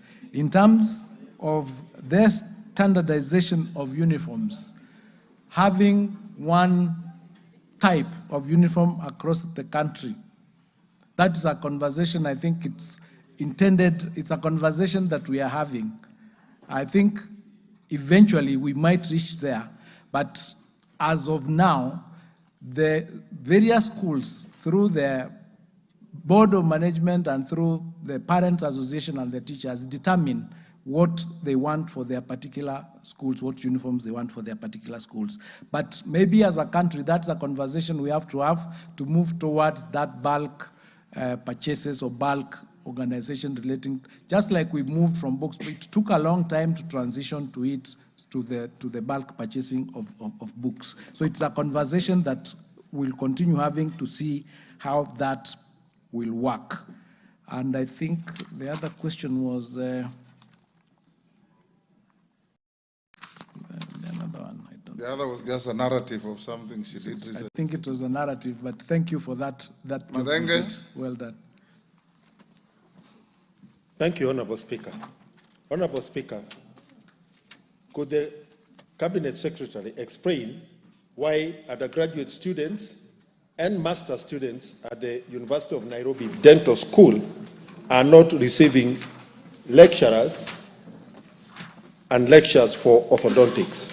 Secondly, could the Cabinet Secretary elaborate on how students will qualify to graduate without completing the stated required coursework and modules that addresses the these doctors who are supposed to be handling human life? Thank you, Honorable Speaker. Minister. Thank you, Mr. Speaker. Mr. Speaker, the University of Nairobi has clarified that the dental school continues to deliver orthodontics education, even though there were transitions in the teaching staff. In particular, Mr. Speaker, two key members of faculty left. These were Dr. James Ngesa, who resigned in November 2023, and Dr. Peter Okongo, whose contract expired in May 2023. Dr. James Ngesa retired in November 2023. Peter Okongo's contract expired in May 2023. Upon their departure, Mr. Speaker, Dr. Nathan Siwa, a senior member of faculty, has maintained the teaching schedule despite the heavy workload. This has been necessary to ensure continuity. Mr. Speaker, it's important to note that despite staffing challenges, the department continues to deliver orthodontics education through multiple teaching modes, including physical and online lectures, tutorials, and clinical teaching. The department remains well equipped with essential facilities, including teaching laboratories, skills laboratories, teaching clinics, lecture theaters, and qualified orthodontics technicians. The university has taken steps to remedy the situation. Dr. Ngesa has indicated a willingness to return in the course of this month. The university is also taking measures to ensure proper succession management. Mr. Speaker, orthodontics is a crucial component of multiple academic programs within the dental school. It is offered in the Bachelor's Dental Surgery program through two course units, VDS 490 and VDS 590. At the postgraduate level, orthodontics is taught as part of the Master's Dental Surgery in Oral and Maxillofacial Surgery under code VMS 590, and the Master of Dental Surgery in Pediatric Dentistry, which includes two courses, VPE 822 and HDS 6340. The course is also included in the Masters of Dental Surgery in Pedantology under the code HDS 6340. Mr. Speaker, the University of Nairobi has implemented comprehensive measures to ensure that students complete all required coursework before graduation. In April of 2024, Mr. Speaker, the university administration approved a 5-week extension program specifically for Year 5 Bachelor of Dental Surgery students to complete their outstanding clinical rotations and examinations. This strategic measure that the university took is to ensure that students cover all the relevant coursework before graduation as follows. It was a carefully structured 5-week academic extension for final year of dental surgery students to complete 33 hours of essential clinical rotations. The department has successfully covered the syllabus for various orthodontic courses. This extension was granted without additional financial burden to the students. The university's quality assurance mechanisms, including external examination moderation, remain robust. All examinations are conducted with proper oversight, being set and moderated by external examiners to maintain academic standards. With these strategic interventions, Mr. Speaker, the university is ensuring that its students meet all professional and academic requirements in dental education before graduation. I submit. Honorable Speaker, I have been, for the information of the Honorable Minister, I am in the dental profession as a dental technologist. And therefore, I'm in touch with my professional colleagues, including students. Honorable Speaker, students and their parents, despite not having paying anything extra in coursework, in card, accommodation expenses, and food for 5 weeks, as a result of the failure by the university to provide lecturers. Honorable Speaker, when you have an entire dental school with only one professor and one lecturer, taking both undergraduate and master's students, then definitely the quality of training is highly compromised. Honorable Speaker, I dare the minister to take both a team from this house on a tour of the dental school.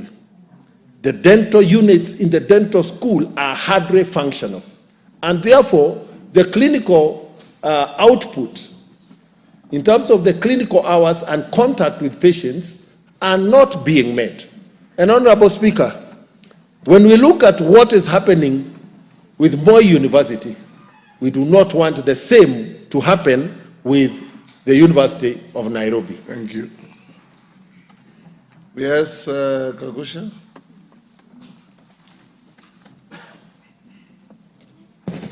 Thank you, Mr. Speaker. On the same breath, on the issue of University of Nairobi, Mr. Speaker, we seem to be having an administrative challenge whereby the chancellor, the chairman of the council of the university, Professor Amukoa Nangwe, seems to be wreaking havoc in the university. Seems to have removed the vice chancellor, Professor Kiama, despite the fact that he was remaining with only 4 months to complete his term.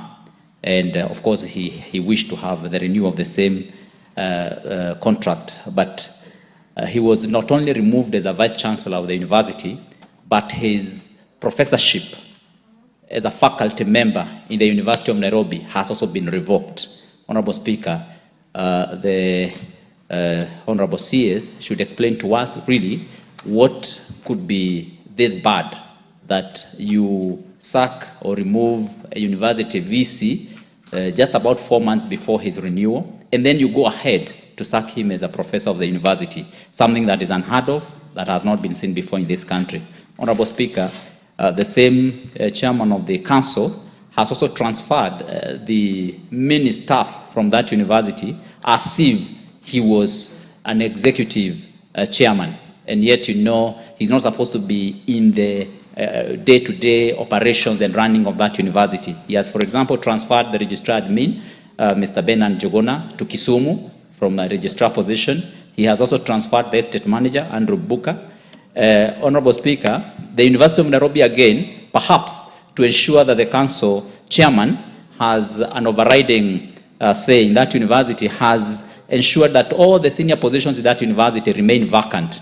If you go to the position of the VC, there's no VC, no DVC, not even a single one. Honorable Speaker, even the finance officer is not there. The procurement officer is not there. That is procurement manager, chief medical officer, and also the chief security officer. And all these are actually positions which are very important for the running of the university. And in the absence of this, we have acting people in that capacity. And Honorable Speaker, what has happened is now that the council chairman has now taken on the responsibility to run these positions. Honorable Speaker, I don't know whether the CS is even aware that the council chairman has even secured a house within the university to stay and to sleep in.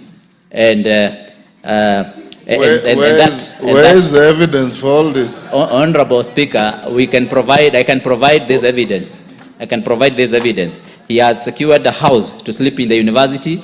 he has acquired an office in the university, and now he comes there. Honorable Speaker, it's even rumored that he intends to... Order. This House will not entertain Honorable Speaker, I refuse. Honorable Speaker, I withdraw on the rumor. But Honorable Speaker, the EACC has written to the chairman of the council, asking him to remove Brian Ouma from a position that he holds with fake papers, a position that is not provided for in the university. Honorable Kagusha, as a lawyer, you know you are treading on very dangerous grounds. You are making very outrageous allegations with no evidence. Honorable Speaker, if you give me time, even within a few minutes, I'll provide evidence. I will table evidence in this National Assembly. You will go ahead and do so. I'll do so, Honorable Speaker. Yes. Okay. Yes, Rachel Nyamai. Thank you, Honorable Speaker, for giving me a chance to also joyride on this. I would like to ask the Cabinet Secretary whether he is going to assure this House that there will be no crisis in this school of dentistry. Listening to him very carefully, and he was very careful when he was responding to this question, there seems to be a problem of human power. With only one professor in the dentistry department, one lecturer who has resigned, and one whose contract has come to an end. Can he assure this House that he is going to administratively ensure that students from the University of Nairobi are not going to be left without training for this very important course, which concerns, which is actually a matter of life and death, because it's about teeth, it's about the mouth, Honorable Speaker, and this is about life, Honorable Speaker. Dentistry is very important, and we cannot play around with it, because dentistry is also part of core medicine. Thank you, Honorable Speaker. Majority Leader. Thank you, Honorable Speaker, and I will just go straight to my question on university education. And CS is aware that besides the issues that were being alluded to by Honorable Kagusha regarding the University of Nairobi, and I repeat, the University of Nairobi. Yes, the University. The University of Nairobi. Yes. CS, you're also aware that more university... Robert, you behave like you didn't go to the University of Nairobi. Go on. Honorable Speaker, on a light note, Robert Mbui attended one of the other universities named after individuals.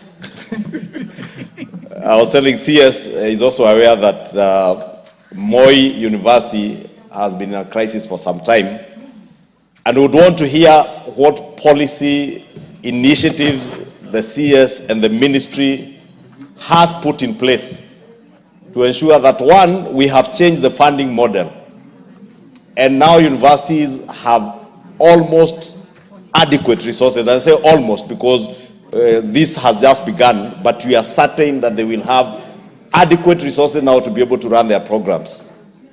But the question of governance in universities remains a major challenge, not just in Nairobi University, Moi University, but in almost all our public universities. CS, if you visit almost all of our public universities, they all have major stalled projects. Some of them include gates and gatehouses that are built at the cost of hundreds of millions. I would want to hear what the ministry and the CS you are doing in terms of policy changes to ensure that public universities do not spend public money that they are getting through the new funding model, because they will definitely get more money to invest in white elephant, mega white elephant projects that are never completed. And they are usually always, not usually, they are always a conduit for pilferage of public resources. CS, my question is just that, what policy initiatives or what policy interventions you are putting in place as a new cabinet secretary in charge of education to specifically deal with that issue in our public universities? Because if the lack of exchequer releases to universities was a problem, The bigger problem is how that exchequer is expended once it gets to those universities. And see, as visit these universities, you will see. Whether you go to Moi, whether you go to Nairobi, go to Loakabete, they had projects there that were left there in the Nyayo days. You go to Kikuyu campus of Nairobi University, the same. Go to Chuka University, the same. Embu University, everywhere. Southeastern University, not a single university doesn't have a mega project that is stalled. And those who sit in the Budget and Appropriations Committee will tell you the kind of lobbying that is usually there during the budget making process to allocate resources to this and that university, but those projects never come to fruition and are never completed. Thank you, Honorable CS. Yes, Minister. Thank you, Mr. Speaker.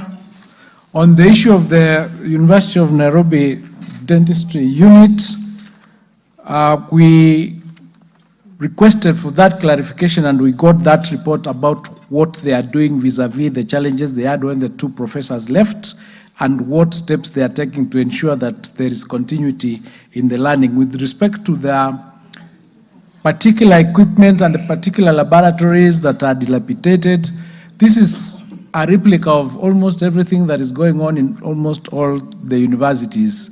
But I can assure you that we are going to make a point of bringing our universities back to what they used to be.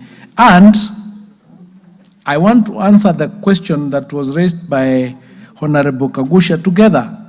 Generally, because I don't want to go into specifics, because as we speak, we are taking action on the issue of governance in universities. Governance is a very big challenge, is a very big problem that has bedeviled almost all our universities. 23 of our public universities, we keep saying in English they're technically insolvent, but I think they're insolvent. So we need to ensure that as we deal with the budget, we also deal with the governance, because you can give an institution money, but if the governance is wanting, that money would not do what it is supposed to do. So we are doing something about it. We are doing currently something about the challenges that Nairobi University is facing. I don't want to go into details because it's alive and active even as we speak. There's a team working on it as we speak. But with respect to what we are going to do to deal with the issues relating to uncompleted projects in various universities, we've requested and we've directed that there be an audit from each and every university on the stalled projects and the costs that are required for them to be completed. And we've also directed that no new project should start until those projects that have stalled are sorted out. So we are doing something, we are cleaning up that space, and we will be coming here all the time, because on issues relating to governance, there are also issues affecting communities and other things. So we'll be coming back to get your support so that as we implement these policies, some of them, as we said, are they're going to be bitter, but we'll need your support in order for us to be able to implement them. All of us are affected by what is happening in the universities, and it's time that we all put our hands on the table, all hands on deck, so that we can be able to solve them. Thank you. I submit. Yes, Wangwe. Thank you, Honorable Speaker. Honorable Speaker, this is a house of records. And when a cabinet secretary responds in affirmative, it means the situation is wanting. Honorable Speaker, the cabinet secretary has just confirmed that 23 of our universities are insolvent. What does that mean, Honorable Speaker? It means the universities are unable to pay or own debts. And in terms of understanding the financials, Honorable Speaker, they are supposed to be given two directions, either natural death or liquidation. What route has the minister initiated so that our insolvent institutions are settled?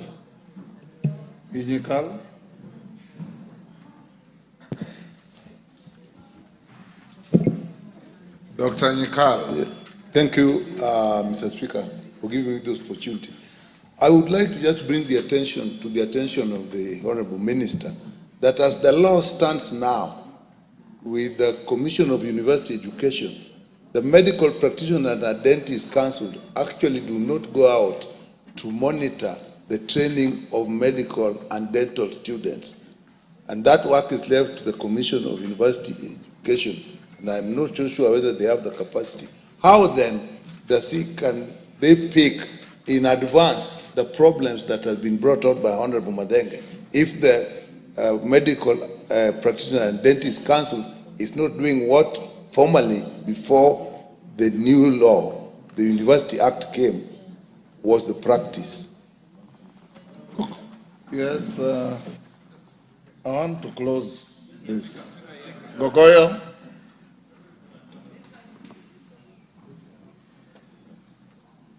Thank you. Speaker, mine is just brief. Earlier on the CS, because I want clarity, Mr. CS, you are aware that TSC has confirmed that they lack science teachers in this country. What are you doing? Because it is the ministry that owns the colleges. What are you doing to make sure that we have science teachers? In my constituency, there is no deployment of any teacher for the science lesson for JSS. All that we have are in the arts.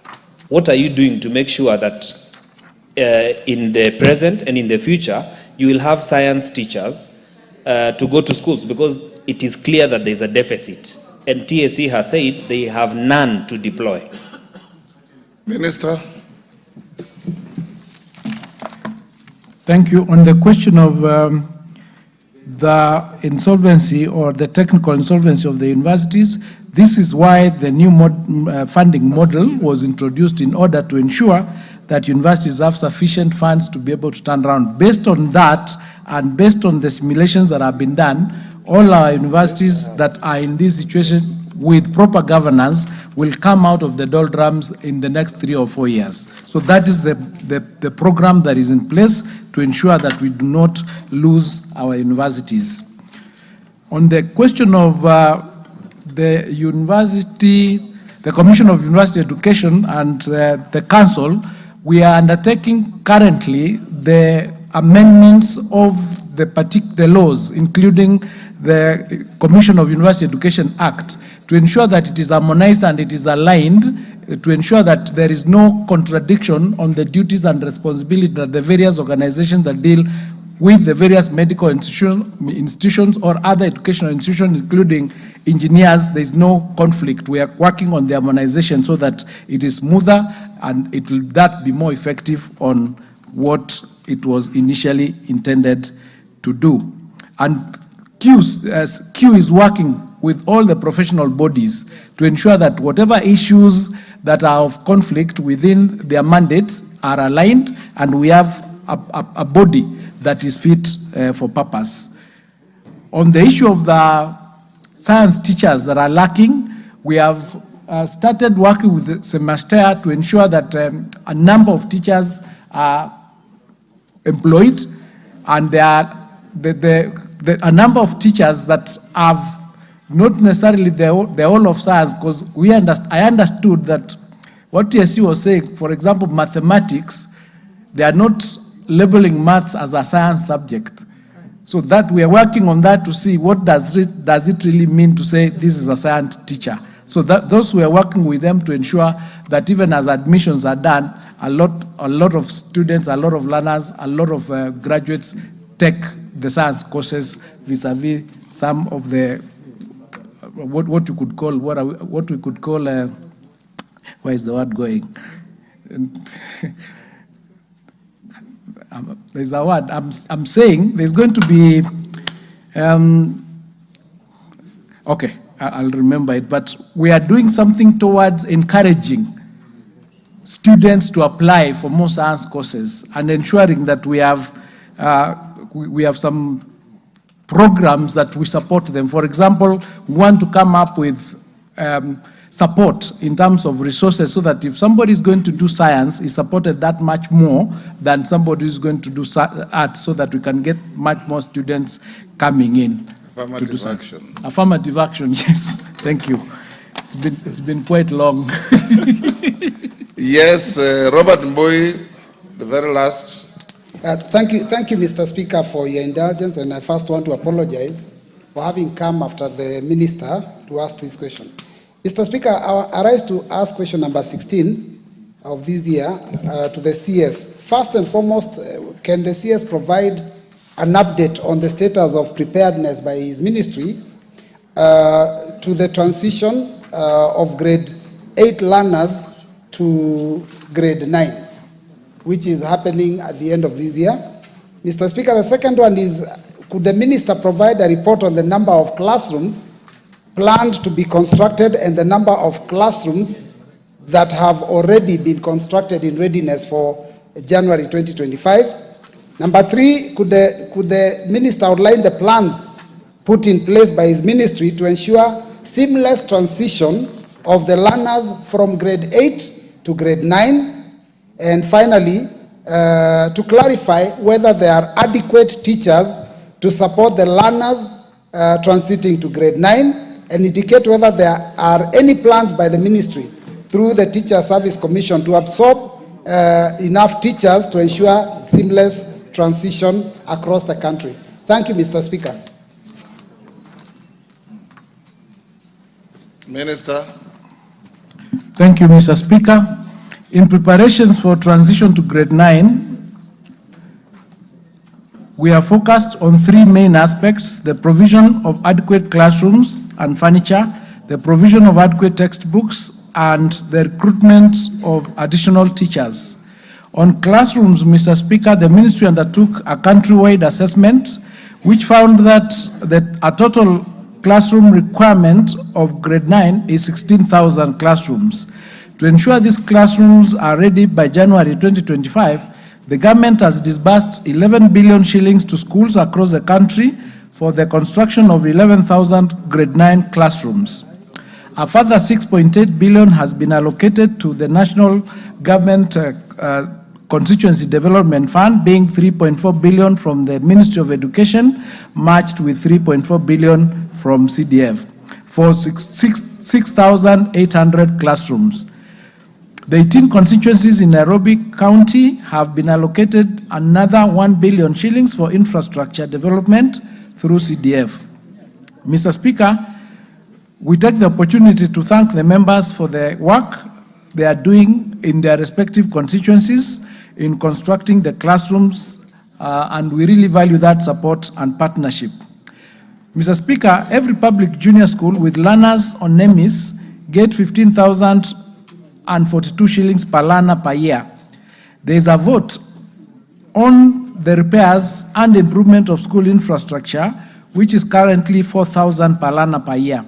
The ministry has directed that the money under this vote for this term be strictly used for the provision of desks and chairs for grade 9. On the issue of teachers, the Teacher Service Commission, through a multi-agency approach, has trained 60,642 junior school teachers. The teachers will undergo further retooling in November and December to prepare them for grade 9. During the same period, the 19,960 junior school head teachers will be retooled. The Commission, in collaboration with the Center for Mathematics, Science and Technology Education Africa, has provided specialized tailor-made retooling programs for 7,700 teachers integrated in science and mathematics. Mr. Speaker, it is to be noted that during the financial years 2022-2023 and 2023-2024, the government recruited a total of 48,550 teachers for junior school. This included 9,000 teachers on permanent and pensionable terms and 39,550 teacher interns. In addition, the government deployed 8,378 qualified primary school teachers to junior school, increasing the current number of junior school teachers to 56,367. Following the allocation of budget, the government has converted the 46,000 intern teachers to permanent and pensionable terms beginning January 2025. The Teacher Service Commission is now recruiting an additional 20,000 intern teachers who will be at work by January 2025. Mr. Speaker, on textbooks, the ministry through the Kenya Institute of Curriculum Development began countywide distribution of books on 23rd of October 2024. The books are being distributed at the ratio of 1 book per learner per subject in every learning area. The distribution will be completed at the time of start of term 1 in January 2025. Mr. Speaker, a total of 16,000 classrooms are required for grade 9. However, the government has provided resources for construction of a total of 17,800 classrooms, that being the Ministry of Education is directly responsible for 11,000 classrooms, while the CDF is working on another 6,800 classrooms. Out of the 11,000 classrooms, Mr. Speaker, that are funded by the ministry, a total of 5,052 classrooms across the country have already been completed and handed over. The remaining 5,948 classrooms are at various stages of completion and will be ready by December 2024. It's expected, Mr. Speaker, that the construction of 6,800 classrooms being done by CDF will also be completed by 2024 December. The ministry has taken the following measures to ensure that the grade 9 classrooms are completed before the start of 2025 academic year. 1, there are strict timelines that were provided for the construction to ensure completion by December 2024. 2, the procurement process was undertaken at the school level so that they can manage and own the process and the progress of the construction. And number 3, the monitoring of the construction sites has been ongoing to ensure timely completion of the projects. Field officers provide weekly updates to the ministry on the progress of the construction, and any challenges that they face are immediately escalated. Mr. Speaker, the ministry has taken the following measures to ensure seamless transition of learners from grade 8 to grade 9. 1, there is provision of adequate infrastructure and furniture by building the necessary classrooms in time and directing the acquisition of furniture from the capitation provided to schools. 2, providing resources for the construction of the 46,000 for the confirmation of 46,000 teachers to permanent and pensionable terms and for the employment of an additional 20,000. Number 3, distributing books across the country to ensure that learners will have their textbooks at the ratio of 1 book per learner per subject. Number 4, retooling junior school teachers to adequately prepare them to handle grade 9 learners.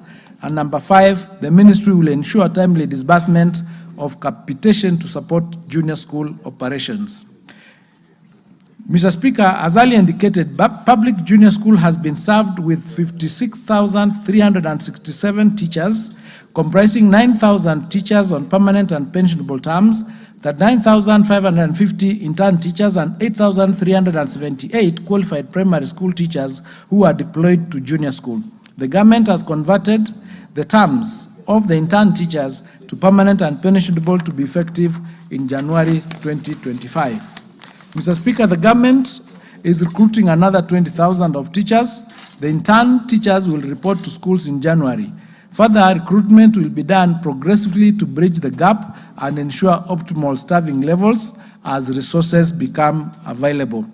To enhance the capacity of junior school teachers, including school heads, the Teacher Service Commission continues to provide in-service training through multi-agency approaches. This ensures that all teachers are retooled to effectively implement the competency-based curriculum and deliver quality learning outcomes. I submit, Mr. Speaker. Robert. Yeah, thank you, Mr. Speaker, for this opportunity. Mr. Speaker, allow me to first inform the CS that members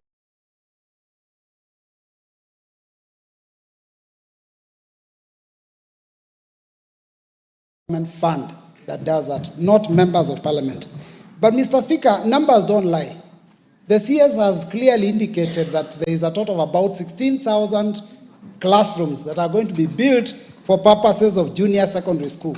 But Mr. Speaker, the government policy was that every primary school is supposed to transition to junior secondary school, and therefore they must have a grade 9 class by January next year. At the same time, Mr. Speaker, some of the schools do not have a single stream. They have more than a single stream, either double or triple. Mr. Speaker, there is over 32,000 primary schools in Kenya. Now, if he's talking about 16,000 classrooms, that obviously does not even reach half the schools. So, Mr. Speaker, I want the CS to tell us, all those schools, more than half in the Republic, that will not have a class ready in January, what exactly are the principals or the heads of the institution supposed to do? Mr. Speaker, secondly, it's also important to note that the number of teachers that he has enumerated here are not enough to teach in all those schools the junior grades. Because junior secondary starts from grade 7, grade 8, and in January 2025, it will be up to grade 9. We don't have enough teachers. What advice is he giving the principals and the heads of the institutions to be able to figure out what to do when the children report in January? And thirdly, Mr. Speaker. Enough, Minister. Mr. Speaker, I am not done. Yes. You are now, Thank you, Mr. Speaker. You know, Mr. Speaker, the minister was taking a joyride on my question and was talking about, resources and textbooks. He has also not talked about the laboratories needed for junior secondary school. Can he tell us when we'll get laboratories and enough for our schools? Thank you, Mr. Speaker. Let him answer that first. Thank you, Mr. Speaker. What I indicated is that an assessment was done to determine how many classrooms that would be required for the transition from grade 8 to grade 9 of the students that we have, and it came to 16,000 classrooms. And those are the classrooms that the construction by the ministry is being undertaken. Additionally, the National Government Constituency Development Fund, in partnership with the ministry, would be constructing another 6,800, making a total of 16,000 that I've indicated, 16,000 classrooms. And there is a method that was used in assessing which schools require to have which classroom. Minister, the more important issue is asking, yes, what will you do where classrooms will not be ready when children go to school? And the second one is, can you tell the country whether you have prepared necessary facilities like laboratories in the schools? The others, you are just repeating what you have said. Yes, so what I'm saying, Mr. Speaker, is that the 16,000 classrooms will be ready in January to admit the students. This is the assessment that has been done by the ministry, and we are saying we will be ready in January. In terms of the laboratories, there is a program to construct 2,000 labs next year, and we'll start once we finish with these classrooms. So they are not there as we speak. Yes, Makali Mulu. Yeah, thank you very much, Honorable Speaker. Honorable Speaker, I want to agree with what Honorable Mboy was saying in terms of construction of classrooms by members of Parliament, because this is a house of record. But I also want to follow on an earlier matter, Honorable Speaker, which I think is quite serious, and I think we need your indulgence, Honorable Speaker. The CS did mention in his statement that the universities are insolvent. And those of us who have a financial background, if we allow that to go to the record, Honorable Speaker, it will have serious repercussions in terms of universities. I want to plead with you, Honorable Speaker, if it's possible, that we allow the CS to retain technical insolvency other than saying, confirming that the universities are insolvent, because that could have a serious, Minister, serious are they implication. technical insolvent or insolvent? Technical insolvent, Mr. Speaker. So the words actually insolvent are expunged. They are expunged. Thank you. Thank you, Mr. Speaker. Order, honorable members. Order. Order, honorable members. Order. Honorable members, before we go on, allow me to recognize a delegation from the National People's Congress of the People's Republic of China. I wish to introduce to you a delegation comprising members of the Foreign Affairs Committee of the National People's Congress of the People's Republic of China, seated in the Speaker's row. They are Professor Hao Ping, member of the Standing Committee of the National People's Congress, Vice Chairman of Foreign Affairs Committee, and leader of the delegation. Mr. Ma Yiming, a member of the delegation. Mr. Zhang Li, a member. The delegation is accompanied by 3 officers and is in the country for bilateral meetings with members of the Kenya-China Parliamentary Friendship Group in the National Assembly. Honorable members, on behalf of the National Assembly and on my own behalf, I welcome them to Parliament and wish them fruitful engagements during their stay in the country. Thank you. Yes, Sunguli. Minister, you hold Mr. Speaker, this interlude. I wish to join you in welcoming the members of the NPC, the National People's Congress of the People's Republic of China, where I served as ambassador for 5 years. This delegation... You should also be honest to say through the courtesy of yours truly. And Mr. Speaker, I still recall in those days, after you had given me an appointment letter, that you subsequently gave me another letter to say that I was one of the best serving ambassadors. But it was during your great leadership in the Ministry of Foreign Affairs that the People's Republic of China and Kenya became really good partners, and that a lot of investments went through because of the leadership that we had at that time. We want to urge the House to continue treating the People's Republic of China as great friends. I know that you have not recognized Ambassador Joe Ping. Is the ambassador there as well? Yeah. Oh, I didn't. He was not on my list. Welcome, Your Excellency, to the House of Parliament. Ambassador Joe is the real glue that is holding the relationship now, and is promoting the relationship between this House and the People's Republic and the National People's Congress of the People's Republic of China. So we want to welcome them and to assure them that the Republic of Kenya is a great friend and values the great contribution of China in the development of our republic. Thank you very much. Thank you. Shakil, do you need to say anything? Mr. Speaker, sir, thank you very much for the honor. As the chair of the Kenya-China Parliamentary Friendship Group, we welcome our visitors. They are members of the Communist Party Congress. They are parliamentarians, and we've already had a successful 3rd bilateral meeting with them. We shall be meeting you a little later on. So your Speaker, sir, I want to say to you that we've had even the Deputy Speaker has been on one of those meetings, and many others, including... Just welcome them to the House. I just welcome them to the House. Thank you very much.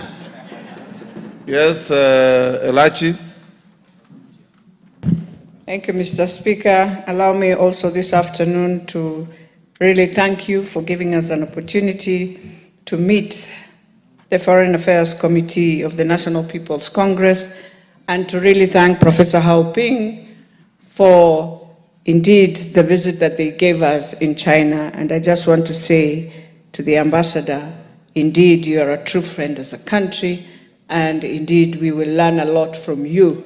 But more importantly, we know we have embraced each other, and we shall continue working together to create a better relationship than even what we have. Thank you, Mr. Speaker. Thank you. We'll go back to questions. Yes, Kagusha. Honorable Speaker, I want to really thank you very much for giving this opportunity once again. Honorable Speaker, you asked me and requested me to table evidence on the many issues that I raised here. Honorable Speaker, hand over the documents to the clerk. Honorable Speaker, I wanted to be on record. Hold on there. Hand over the documents to the clerk. He has already told me that he needs to verify. So having documents and proving your case are two different things. Give to the clerk, then tomorrow I'll rule on the admissibility. Not tomorrow, on Monday afternoon.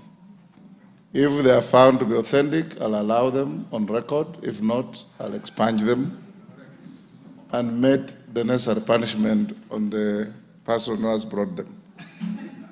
Honorable Speaker, just on the same, as I table them, I realize that the minister did not in any way answer the issues which I raised, even those which did not need documentation and evidence. Once I verify, we can summon him anytime.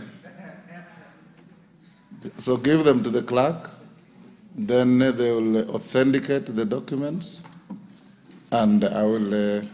Honorable members, we have the Minister for Agriculture waiting to take the floor.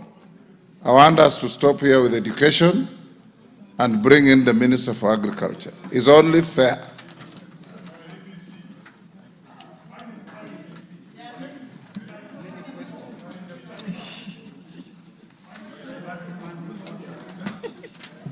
Order, members, in the interest of fairness, you are about 10 of you raising hands. I reject all of them. Yes. Let's get the Minister for Agriculture. Minister for Education, you are released to go back to your office. Thank you so much, Mr. All Speaker. the issues members are raising. Yes. As you go away, honorable members, as the minister goes away, Order Mwenje, take your seat. As the minister goes away, if, and this is something that you need to come and address the House, if the JSS is going to be domiciled in primary schools, right? Yes. If the JSS is going to be domiciled in primary schools, what it means, they are not going to be Form 1 students in secondary schools, right? Yes. What is going to happen to physical facilities in the existing secondary schools in terms of classrooms and boarding facilities? What are you planning to do with them now that you are going to domicile this in, and also the teachers in those schools, the Form 1 teachers in secondary schools? What are you going to do with them? I think next time you come to the House, it will be important that you come and satisfy members of Parliament and the country so that we don't engage in any wastage of public facilities and public resources. Well noted, Mr. Speaker. Thank you. Majority Leader, can you now release your minister and bring in the Minister of Agriculture?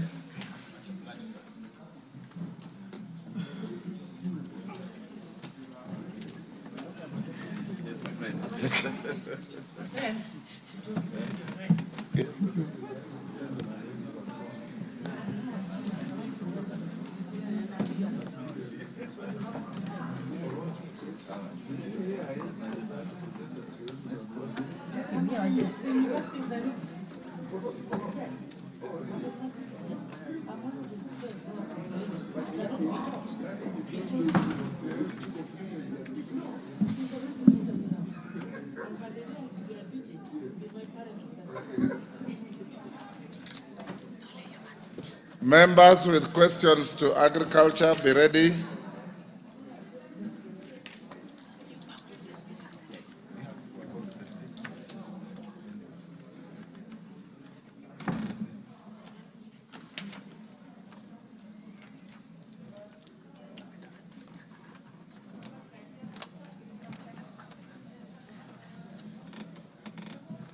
Minister, you are welcome, and your team.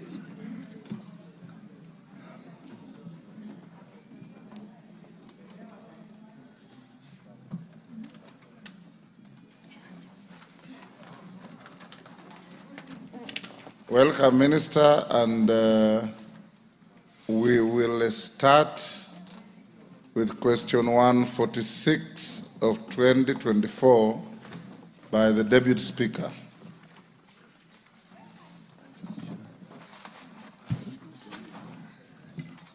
Thank you, Honorable Speaker. My question is directed at the Cabinet Secretary for Agriculture and Livestock Development, but I will just in a 1 minute explain to him the background because it's followed up from an action of the previous minister. So Cabinet Secretary, on the 31st of August 2023, I wrote to the then Minister of Agriculture, relating to the use of carcinogenic pesticides in Kenya. And at that time, I had already brought a motion to Parliament in September 2019. That was the 12th Parliament. And again in 2022, in the 13th Parliament, I again raised the same issue. And then again in the year 2023, I sought a motion for even the removal from office from the members of the Pest Control Products Board, reason being that 76% of the total volume of pesticides used in Kenya have one or more active ingredients categorized as highly hazardous pesticides. This information is with the Ministry of Agriculture. Also, it was confirmed that some of the pesticides, in fact, over 40% of the pesticides that come into the country are pesticides that have been banned in the United States and other parts of North America and also in the entire Europe. However, those same pesticides are manufactured in those countries, but for export only to countries such as Kenya. And therefore, we want to ask, what is the status of implementing the recommendations of the National Assembly with regards to that public petition, petition number 70 of 2019, and what steps have been taken by the ministry to withdraw those harmful chemical pesticides in the Kenyan market, and also what has the minister done to respond to my letter of 31st August 2023, which I also had an opportunity to bring it to your attention during the time you are being vetted for appointment as minister. And lastly, there is also what is being done about ensuring that the pesticide which was formerly called Roundup, which currently is being sold under a different trade name, but with the same ingredients. What steps have been taken to remove it from the Kenyan market, even though it is known and is public knowledge again to the Pest Products Control Board that, in fact, farmers in the United States were paid $230 million for having developed cancer as a result of use of those pesticides. Thank you, Honorable Speaker. Minister. Thank you, Mr. Speaker, sir. First of all, is to say that, yes, the issue has been, we have been seized of the issue for a long time, and it has been discussed many times with various committees and tabled on 26th August and to the Committee on Implementation. A comprehensive report was tabled in that committee. But what regarding the question, there is the status of recommended National Assembly Department Committee of Health. We had several issues which were raised there, and the Honorable Member, Boss Chere, is raising, and I'll go through them so that I will indicate what the ministry has done to each particular issue. And the public petition number 70 of 2019 had 7 recommendations that had been addressed by the Ministry of Livestock and Agriculture and Livestock Development. One of the issues was on regulation and distributing and retailing of pesticides.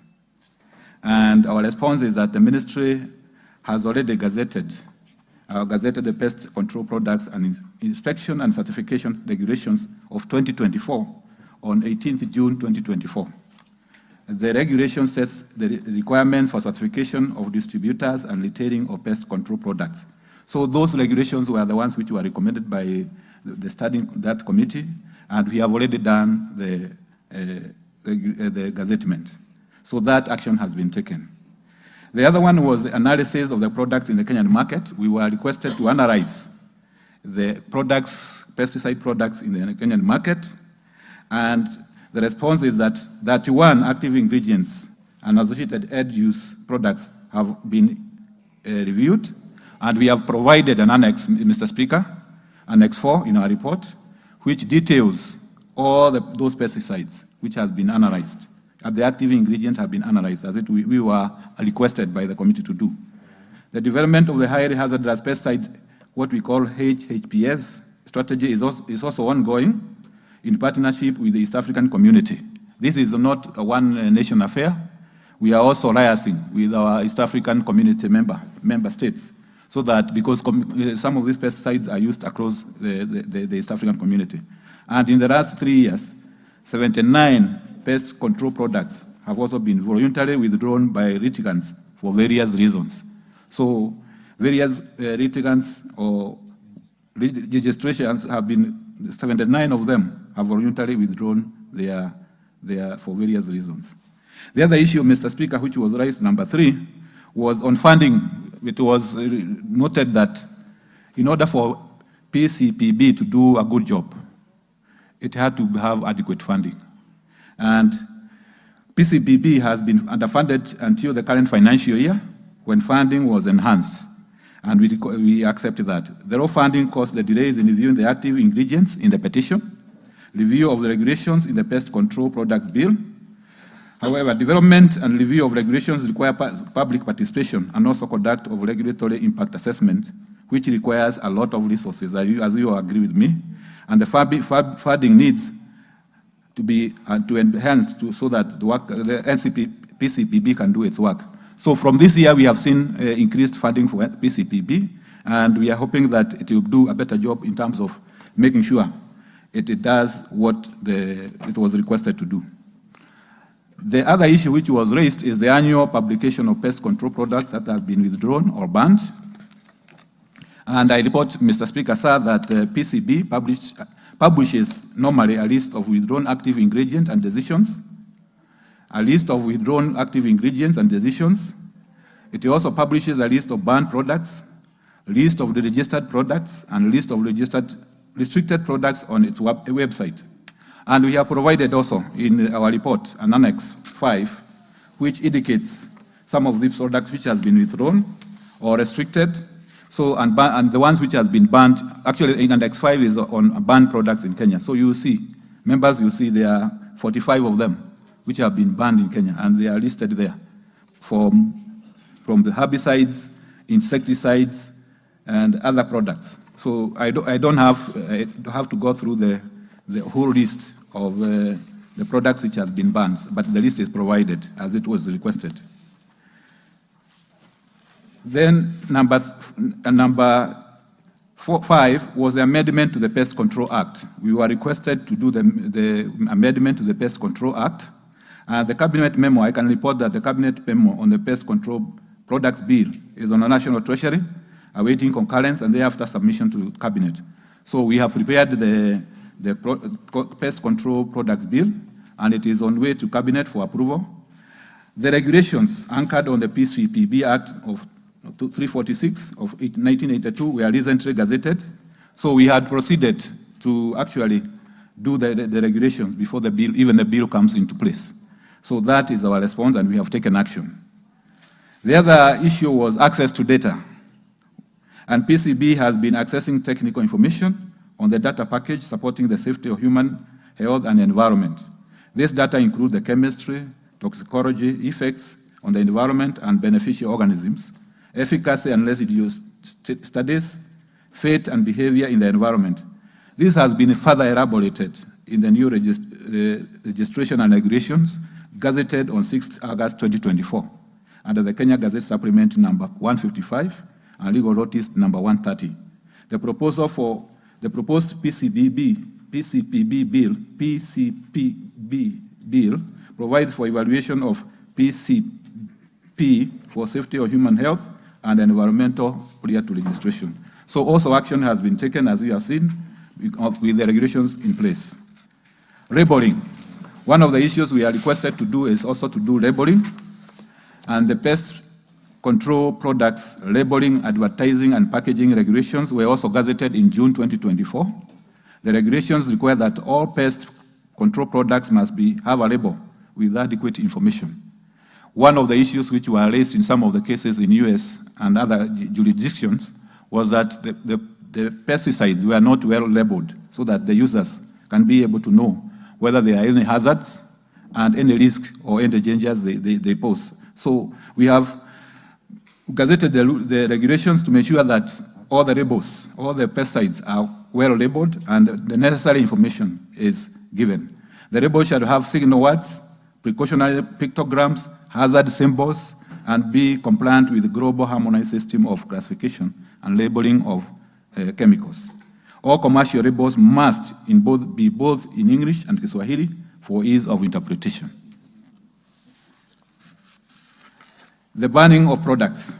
We are requested to look at what is available in Kenya and make sure that we have products which are harmful to humans and other creatures to be banned. But PCBB undertakes, we can report that undertakes evidence and science-based decision when evaluating application on registration. And 45 active ingredients associated with end-use products have been banned based on the decision of the international conventions like Rotterdam Convention, Stockholm Convention. The banned active ingredients are not allowed in the country, and the list of banned products is publicly available at PCB websites. The ministry has given regular update on the parliamentary committees on the progress, e.g. recently the Committee of Implementation Status of House resolutions on 19 September 2024, and Agriculture and Livestock Committee on September 2024. So there has been continuous engagement with this House and the committees on these banned products, and we have been discussing with the help of the PCPB, giving us the technical input. We are also requested to enhance our laboratory and analytical capacity. And what I can report is that the construction of our laboratory block is at 95% completion and a total cost of 328 million. Completion of the laboratory has been slow due to inadequate funding, inadequate analytical capacity, equipment, and staffing has also been one of some of the issues. The ministry in the process of equipping the laboratory and engaging the technical staff. So we have also enhanced our capacity by ensuring that we have a laboratory which can be able to analyze these agrochemicals. Then there was the issue of epidemiological studies to be done. Pesticide use, I can report, was also conducted in Nakuru and Nyandarua counties in 2022. The survey showed that there is need to corroborate train farmers on the use of pesticides. A pesticide residue study was also carried out during the same year. 63 samples of kales, that is sukuma wiki, tomatoes, onions were sampled at farm gate level and major markets in Nakuru, Nyandarua, and Kajiado countries. One kale sample exceeded codex minimum residue, showing 98.4 compliance. A recent residue study on kales, tomatoes, and onions showed high level of compliance to codex minimum residue levels.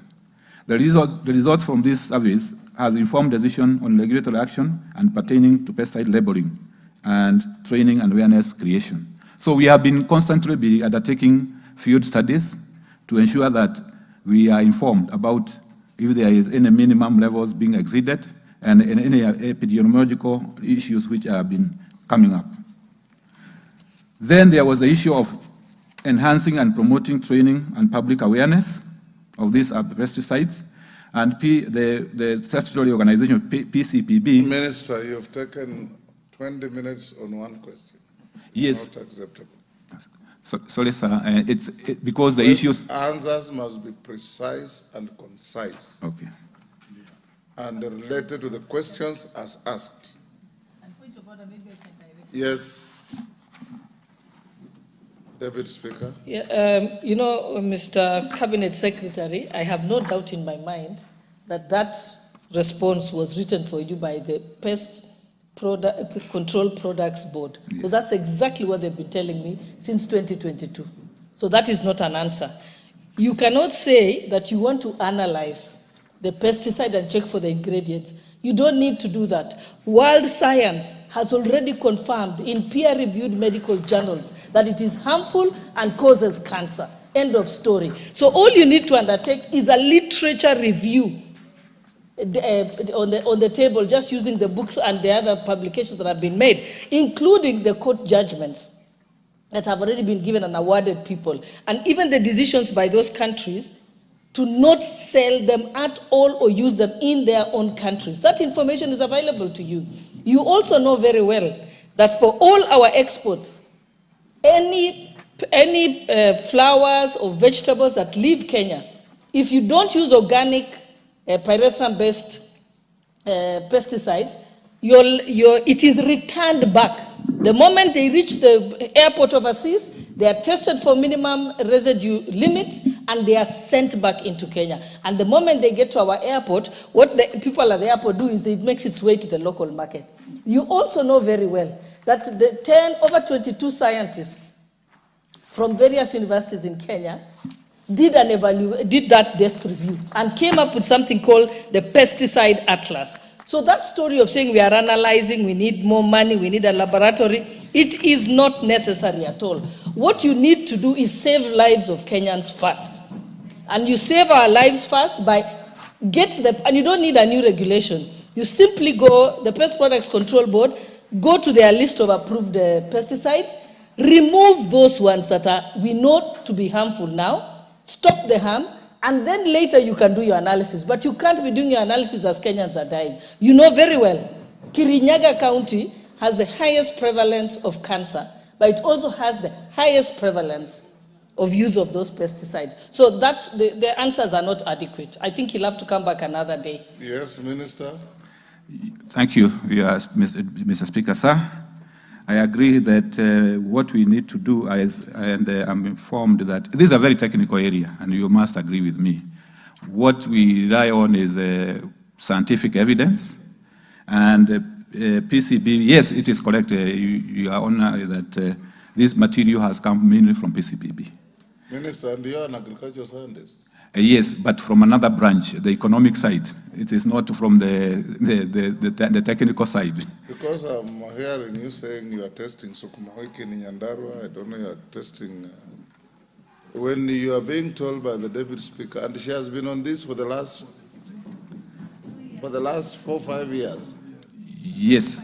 There is a resolution of this House that these harmful pesticides banned for use in the countries that manufacture them are being sold in our market to harm our people and destroy our economy, because when there is a trace of such material in our products, they cannot enter the EU market. They cannot enter the Japanese market. They cannot enter the American market where they manufacture this and send to us. So can you tell the Parliament and the country what you want to do? If you are not ready, we'll give you time to go and bring a more comprehensive response. Thank you, Mr. Speaker, sir. The evidence we have and the independent research review of literature, which has been done by the agents which has been tasked to do that in this country, the PCPB, has independently gone around, and for instance, particularly for the grace of it, Roundup, which is particularly mentioned.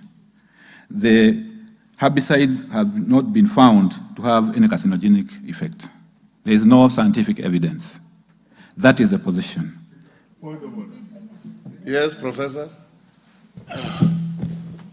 Thank you, Mr. Speaker. I think the minister seems not to have understood.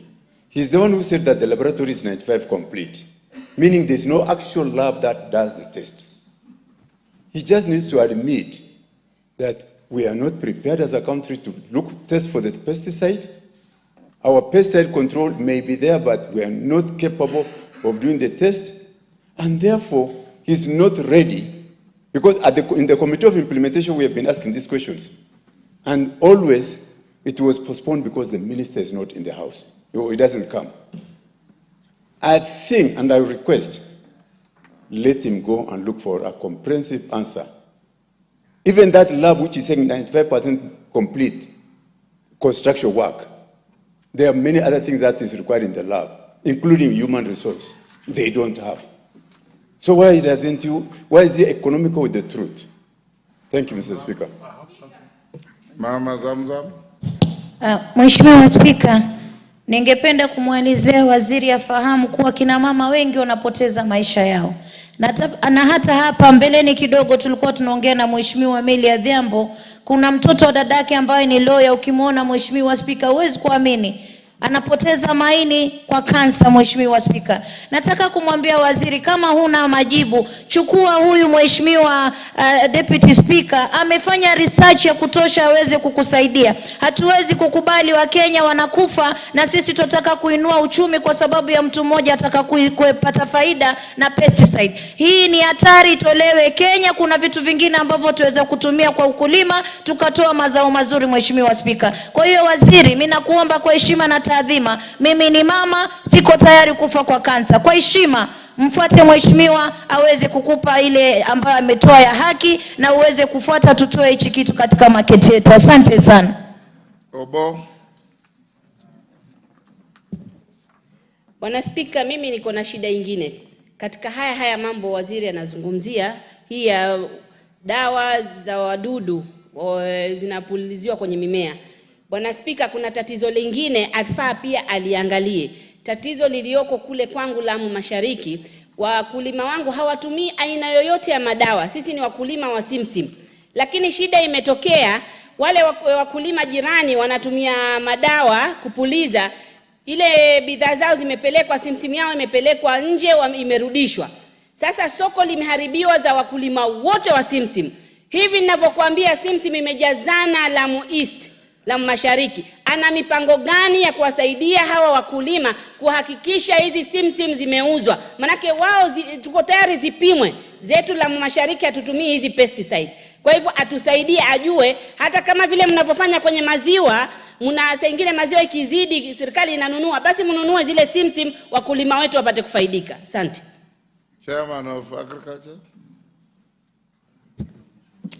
Thank you, Honorable Speaker. Honorable Speaker, I stand on the view that the minister needs to be better prepared with reasons. Number one, Honorable Speaker, we are talking about a very sensitive issue. It is sensitive in the sense that it is science, and let's not joke around, Honorable Speaker, there's a problem here. The problem being that any rejection of any product from any country must be explained. And they talk about maximum residual levels of the chemicals or the pests themselves or pesticides in that particular product. There's an international body called Codex Alimentarius, which sets the standards. Kenya's products sometimes were rejected in the European market as a result of the European supermarkets coming up with a Europe gap, which was a standard. Kenya developed Kenyan gap, which was a higher standard than their market standard. And all our products were getting into Europe. So now, Speaker, let's not mix issues. Number one, we need scientific evidence. And scientific evidence must be from refereed journals, not gray literature. Honorable Speaker, I stand here as a person who knows what I'm talking about. Gray literature cannot be, is only standardized by somebody and purporting to have referred to other literature. When you follow it up, you find that it doesn't end up. Again, that particular standard was denounced by the international bodies. So the minister needs to be thoroughly prepared before we make a very serious decision which can be counterproductive to the country. And why am I saying this? We followed this issue on our Speaker, and as a committee, we engaged the PCPB on a retreat. And we told them, with Honorable Mruku, I'm wondering why Honorable Mruku is not in today. We told them, please tell us. We had mentions of names, the references. We followed up the references. Some of them were struck off the record of the respected writers in that particular field, based on what they said, which was denounced by another body. So, Honorable Speaker, let us really be that as a country, because we might be banning our own. In Europe, I was in Europe last month. We were in Denmark. They are using Roundup. They are selling across the world. I was with the minister there, and we had representations. I'm not talking for the ministry. I'm not talking for the I'm talking for the country Kenya, because besides anything, we need to do international trade. And if we have to do international trade, we must do trade under the WTO trading systems and the regulations that have been set for anything that is eaten, context alimentarius standards. So, Honorable Speaker, let the minister come up with the details.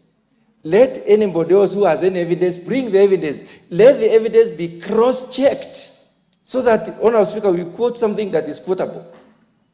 Thank you, Honorable Speaker. Yes, Melemba. Honorable Speaker, I think now, following the speak from the Chairman of Agriculture, and what the Minister spoke to almost in his last sentence, you will notice that this debate is bigger. This question is not ordinary.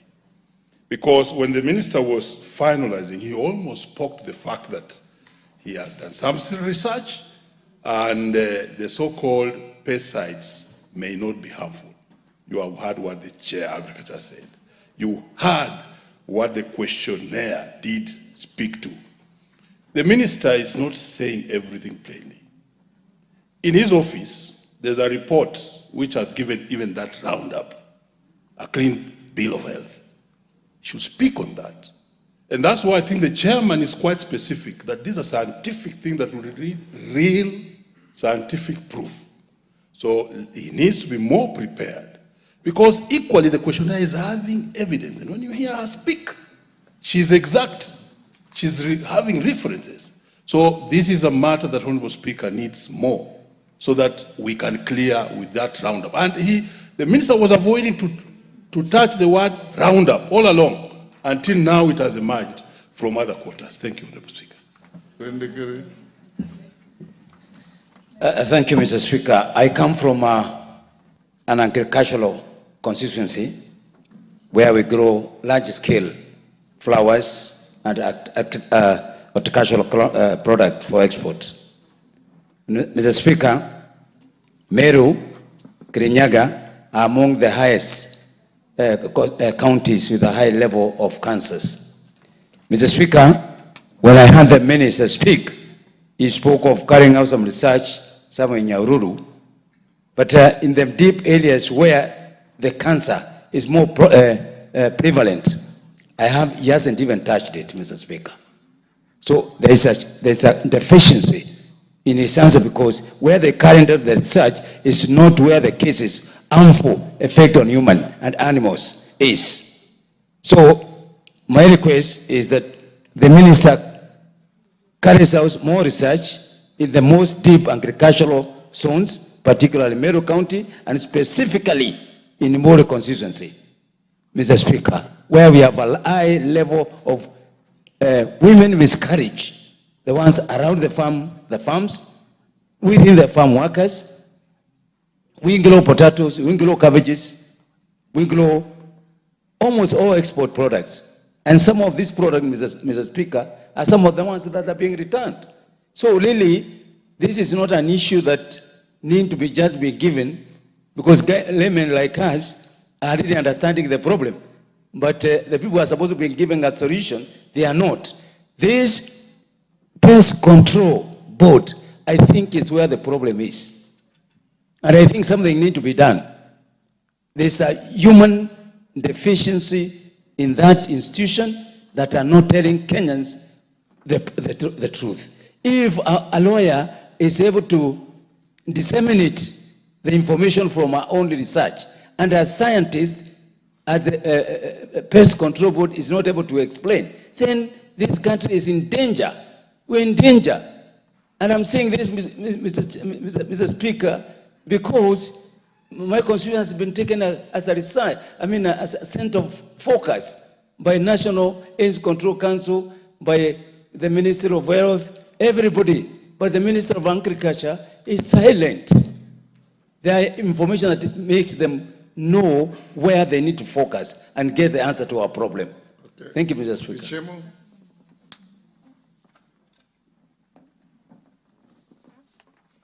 Mr. Speaker, I also support that there's a need for the CS to bring all the evidence in terms of research, and the honorable member who has asked the question to also bring whatever she may also have, so that if there is any contradiction, I think this House, with your guidance, will be able to go to the next step as to establish the correct position, so that we can be able to handle this issue. If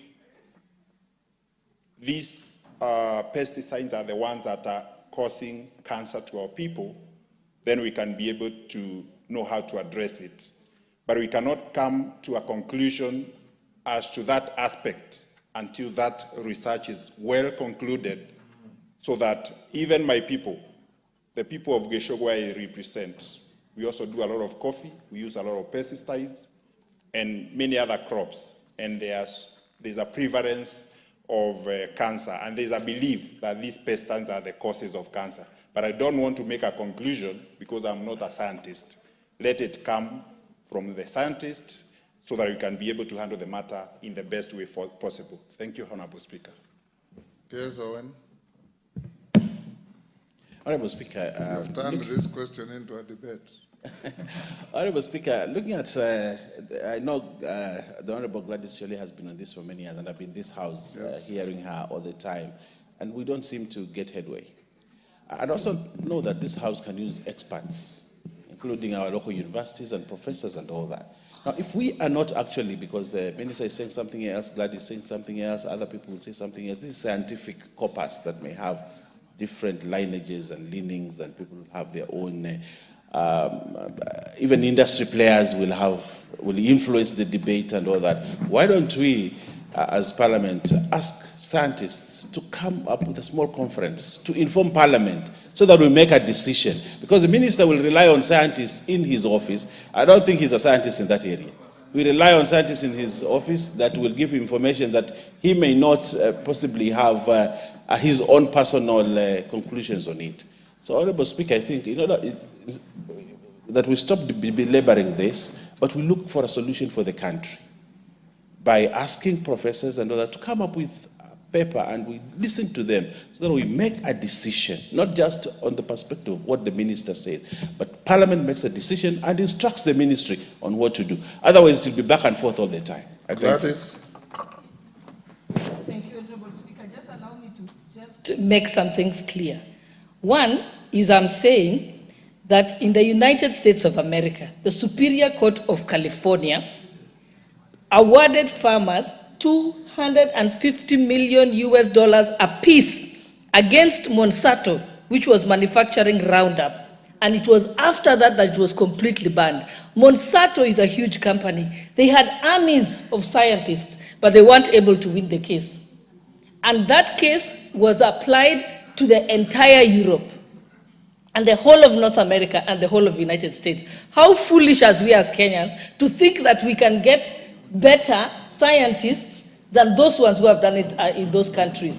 And furthermore, they said it had the highest number of scientists evaluating it in the history of a damages case in the United States. And I sent it to your office. You have that court case. Today, I'm also mobilizing. I'm going to do a class action in this country, and it will be against the Ministry of Agriculture and against the Pest Products Control Board, because it is their responsibility to protect us. If it is safe, why is it not being sold in Europe and America? And if it is safe, why is it that when our farmers use those products and send them abroad, when they are tested, they are sent, the entire container is returned back? I have visited many of the companies, 6 companies in Nakuru and 2 in Kenya, in Nairobi. They are the ones who produce the pyrethrum-based pesticides. And when I asked them, who buys from you? Because I know the ordinary farmer doesn't. They said, any farmer who is exporting normally buys from them. Because you go to farmers, they'll tell you, this is for export. So I use pyrethrum-based This is for the local market, nobody checks. And this, again, the pesticide atlas was done by over 22 professors from Kenya. That has been done. It has been peer reviewed abroad. Even if you build your lab until when, you will not have that. And when you tell us that you're doing labeling, tell me how many farmers can read what sulfate something 0.2 means. They can't understand those labels. So what you do, just remove it from the market. And we have over 6,000 types of pesticides that are sold here. If we remove 267 that I have isolated as being harmful, we'll still be able to have pesticides in the country. So why you removed, out of the 267, they have removed 7. But they are going too slowly. We'll have too many deaths by the time you get to that. So this information is out there. You don't need to do your own evaluation. The world has done it. The entire Europe has done it. The entire America has done it. There is no way you're going to build a lab and be able to do it here in Kenya. That's a lie. Minister, to make progress, Dr. Mutunga, you've made your pitch, and you are the chairman of the committee. So I don't want you to appear also to be holding brief for the minister who is present.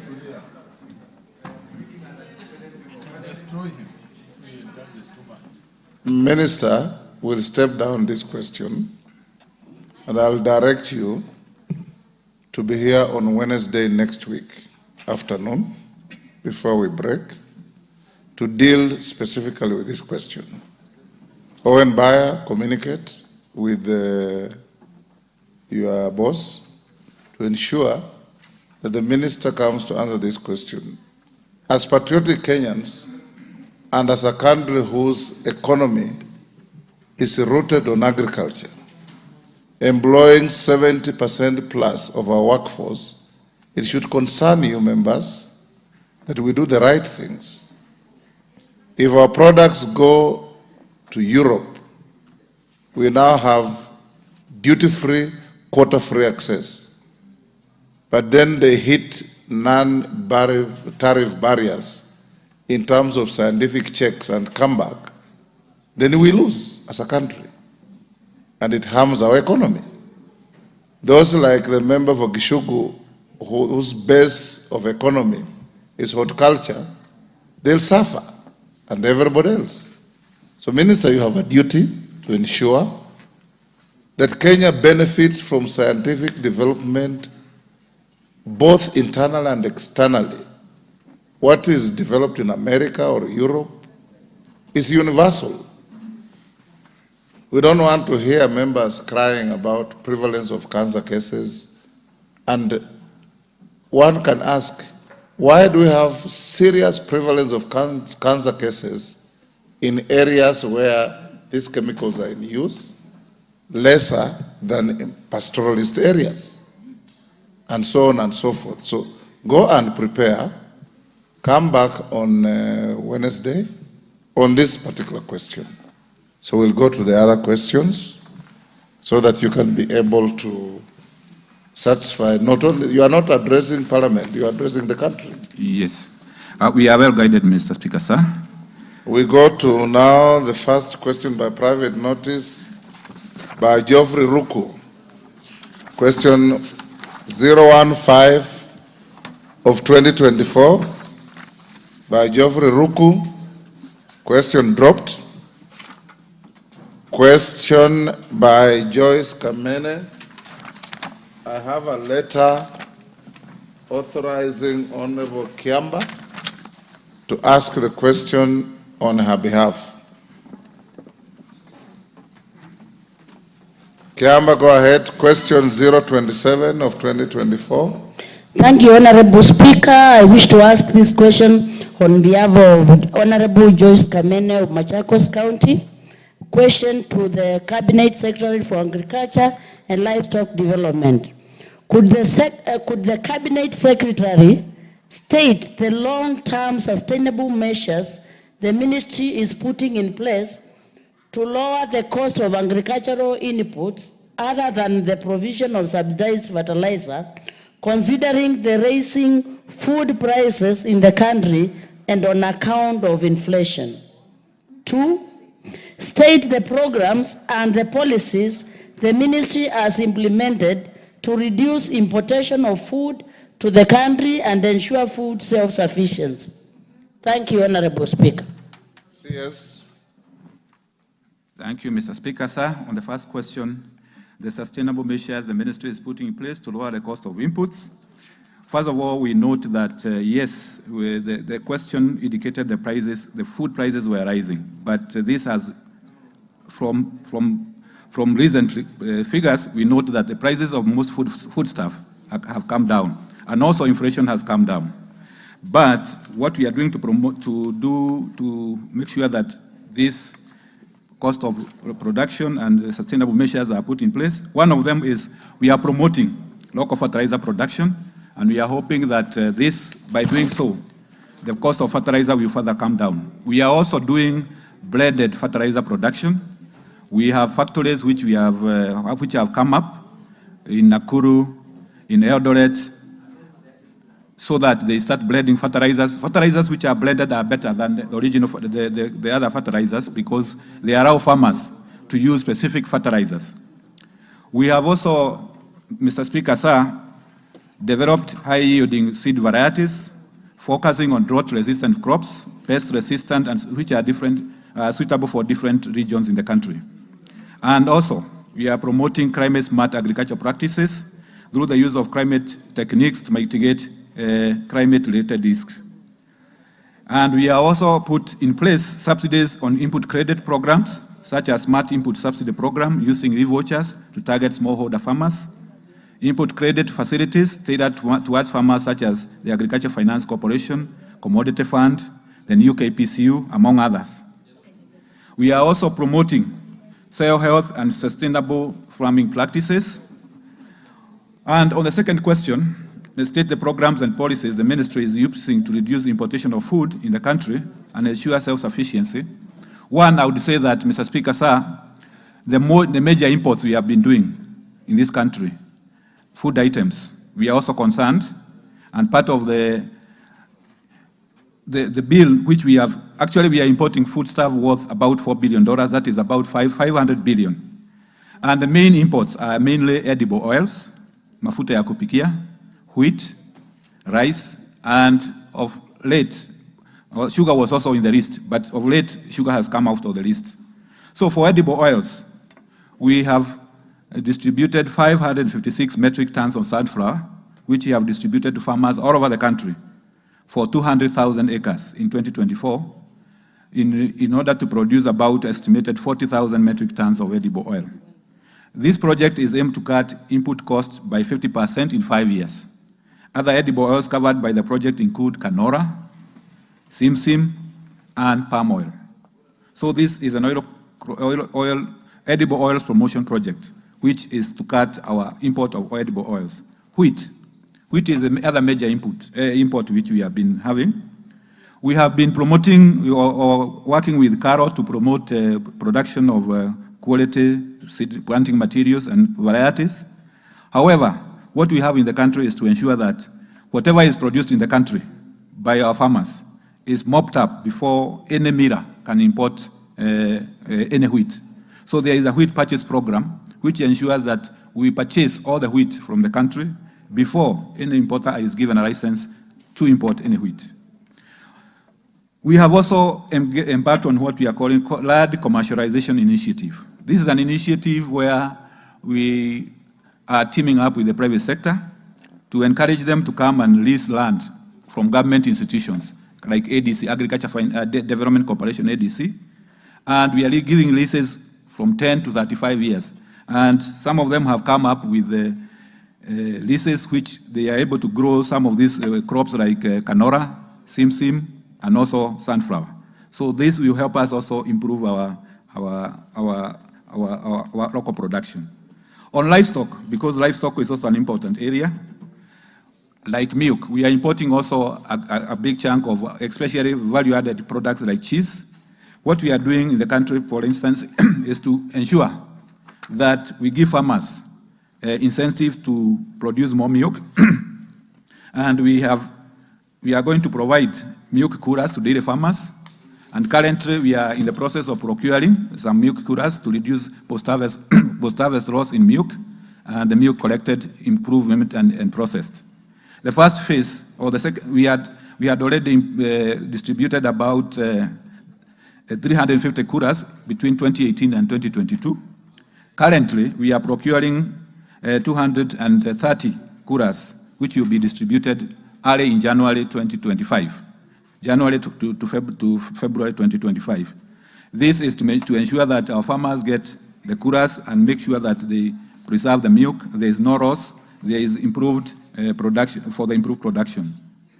We are also intervening in the livestock sector by making sure that we have a livestock vaccination program.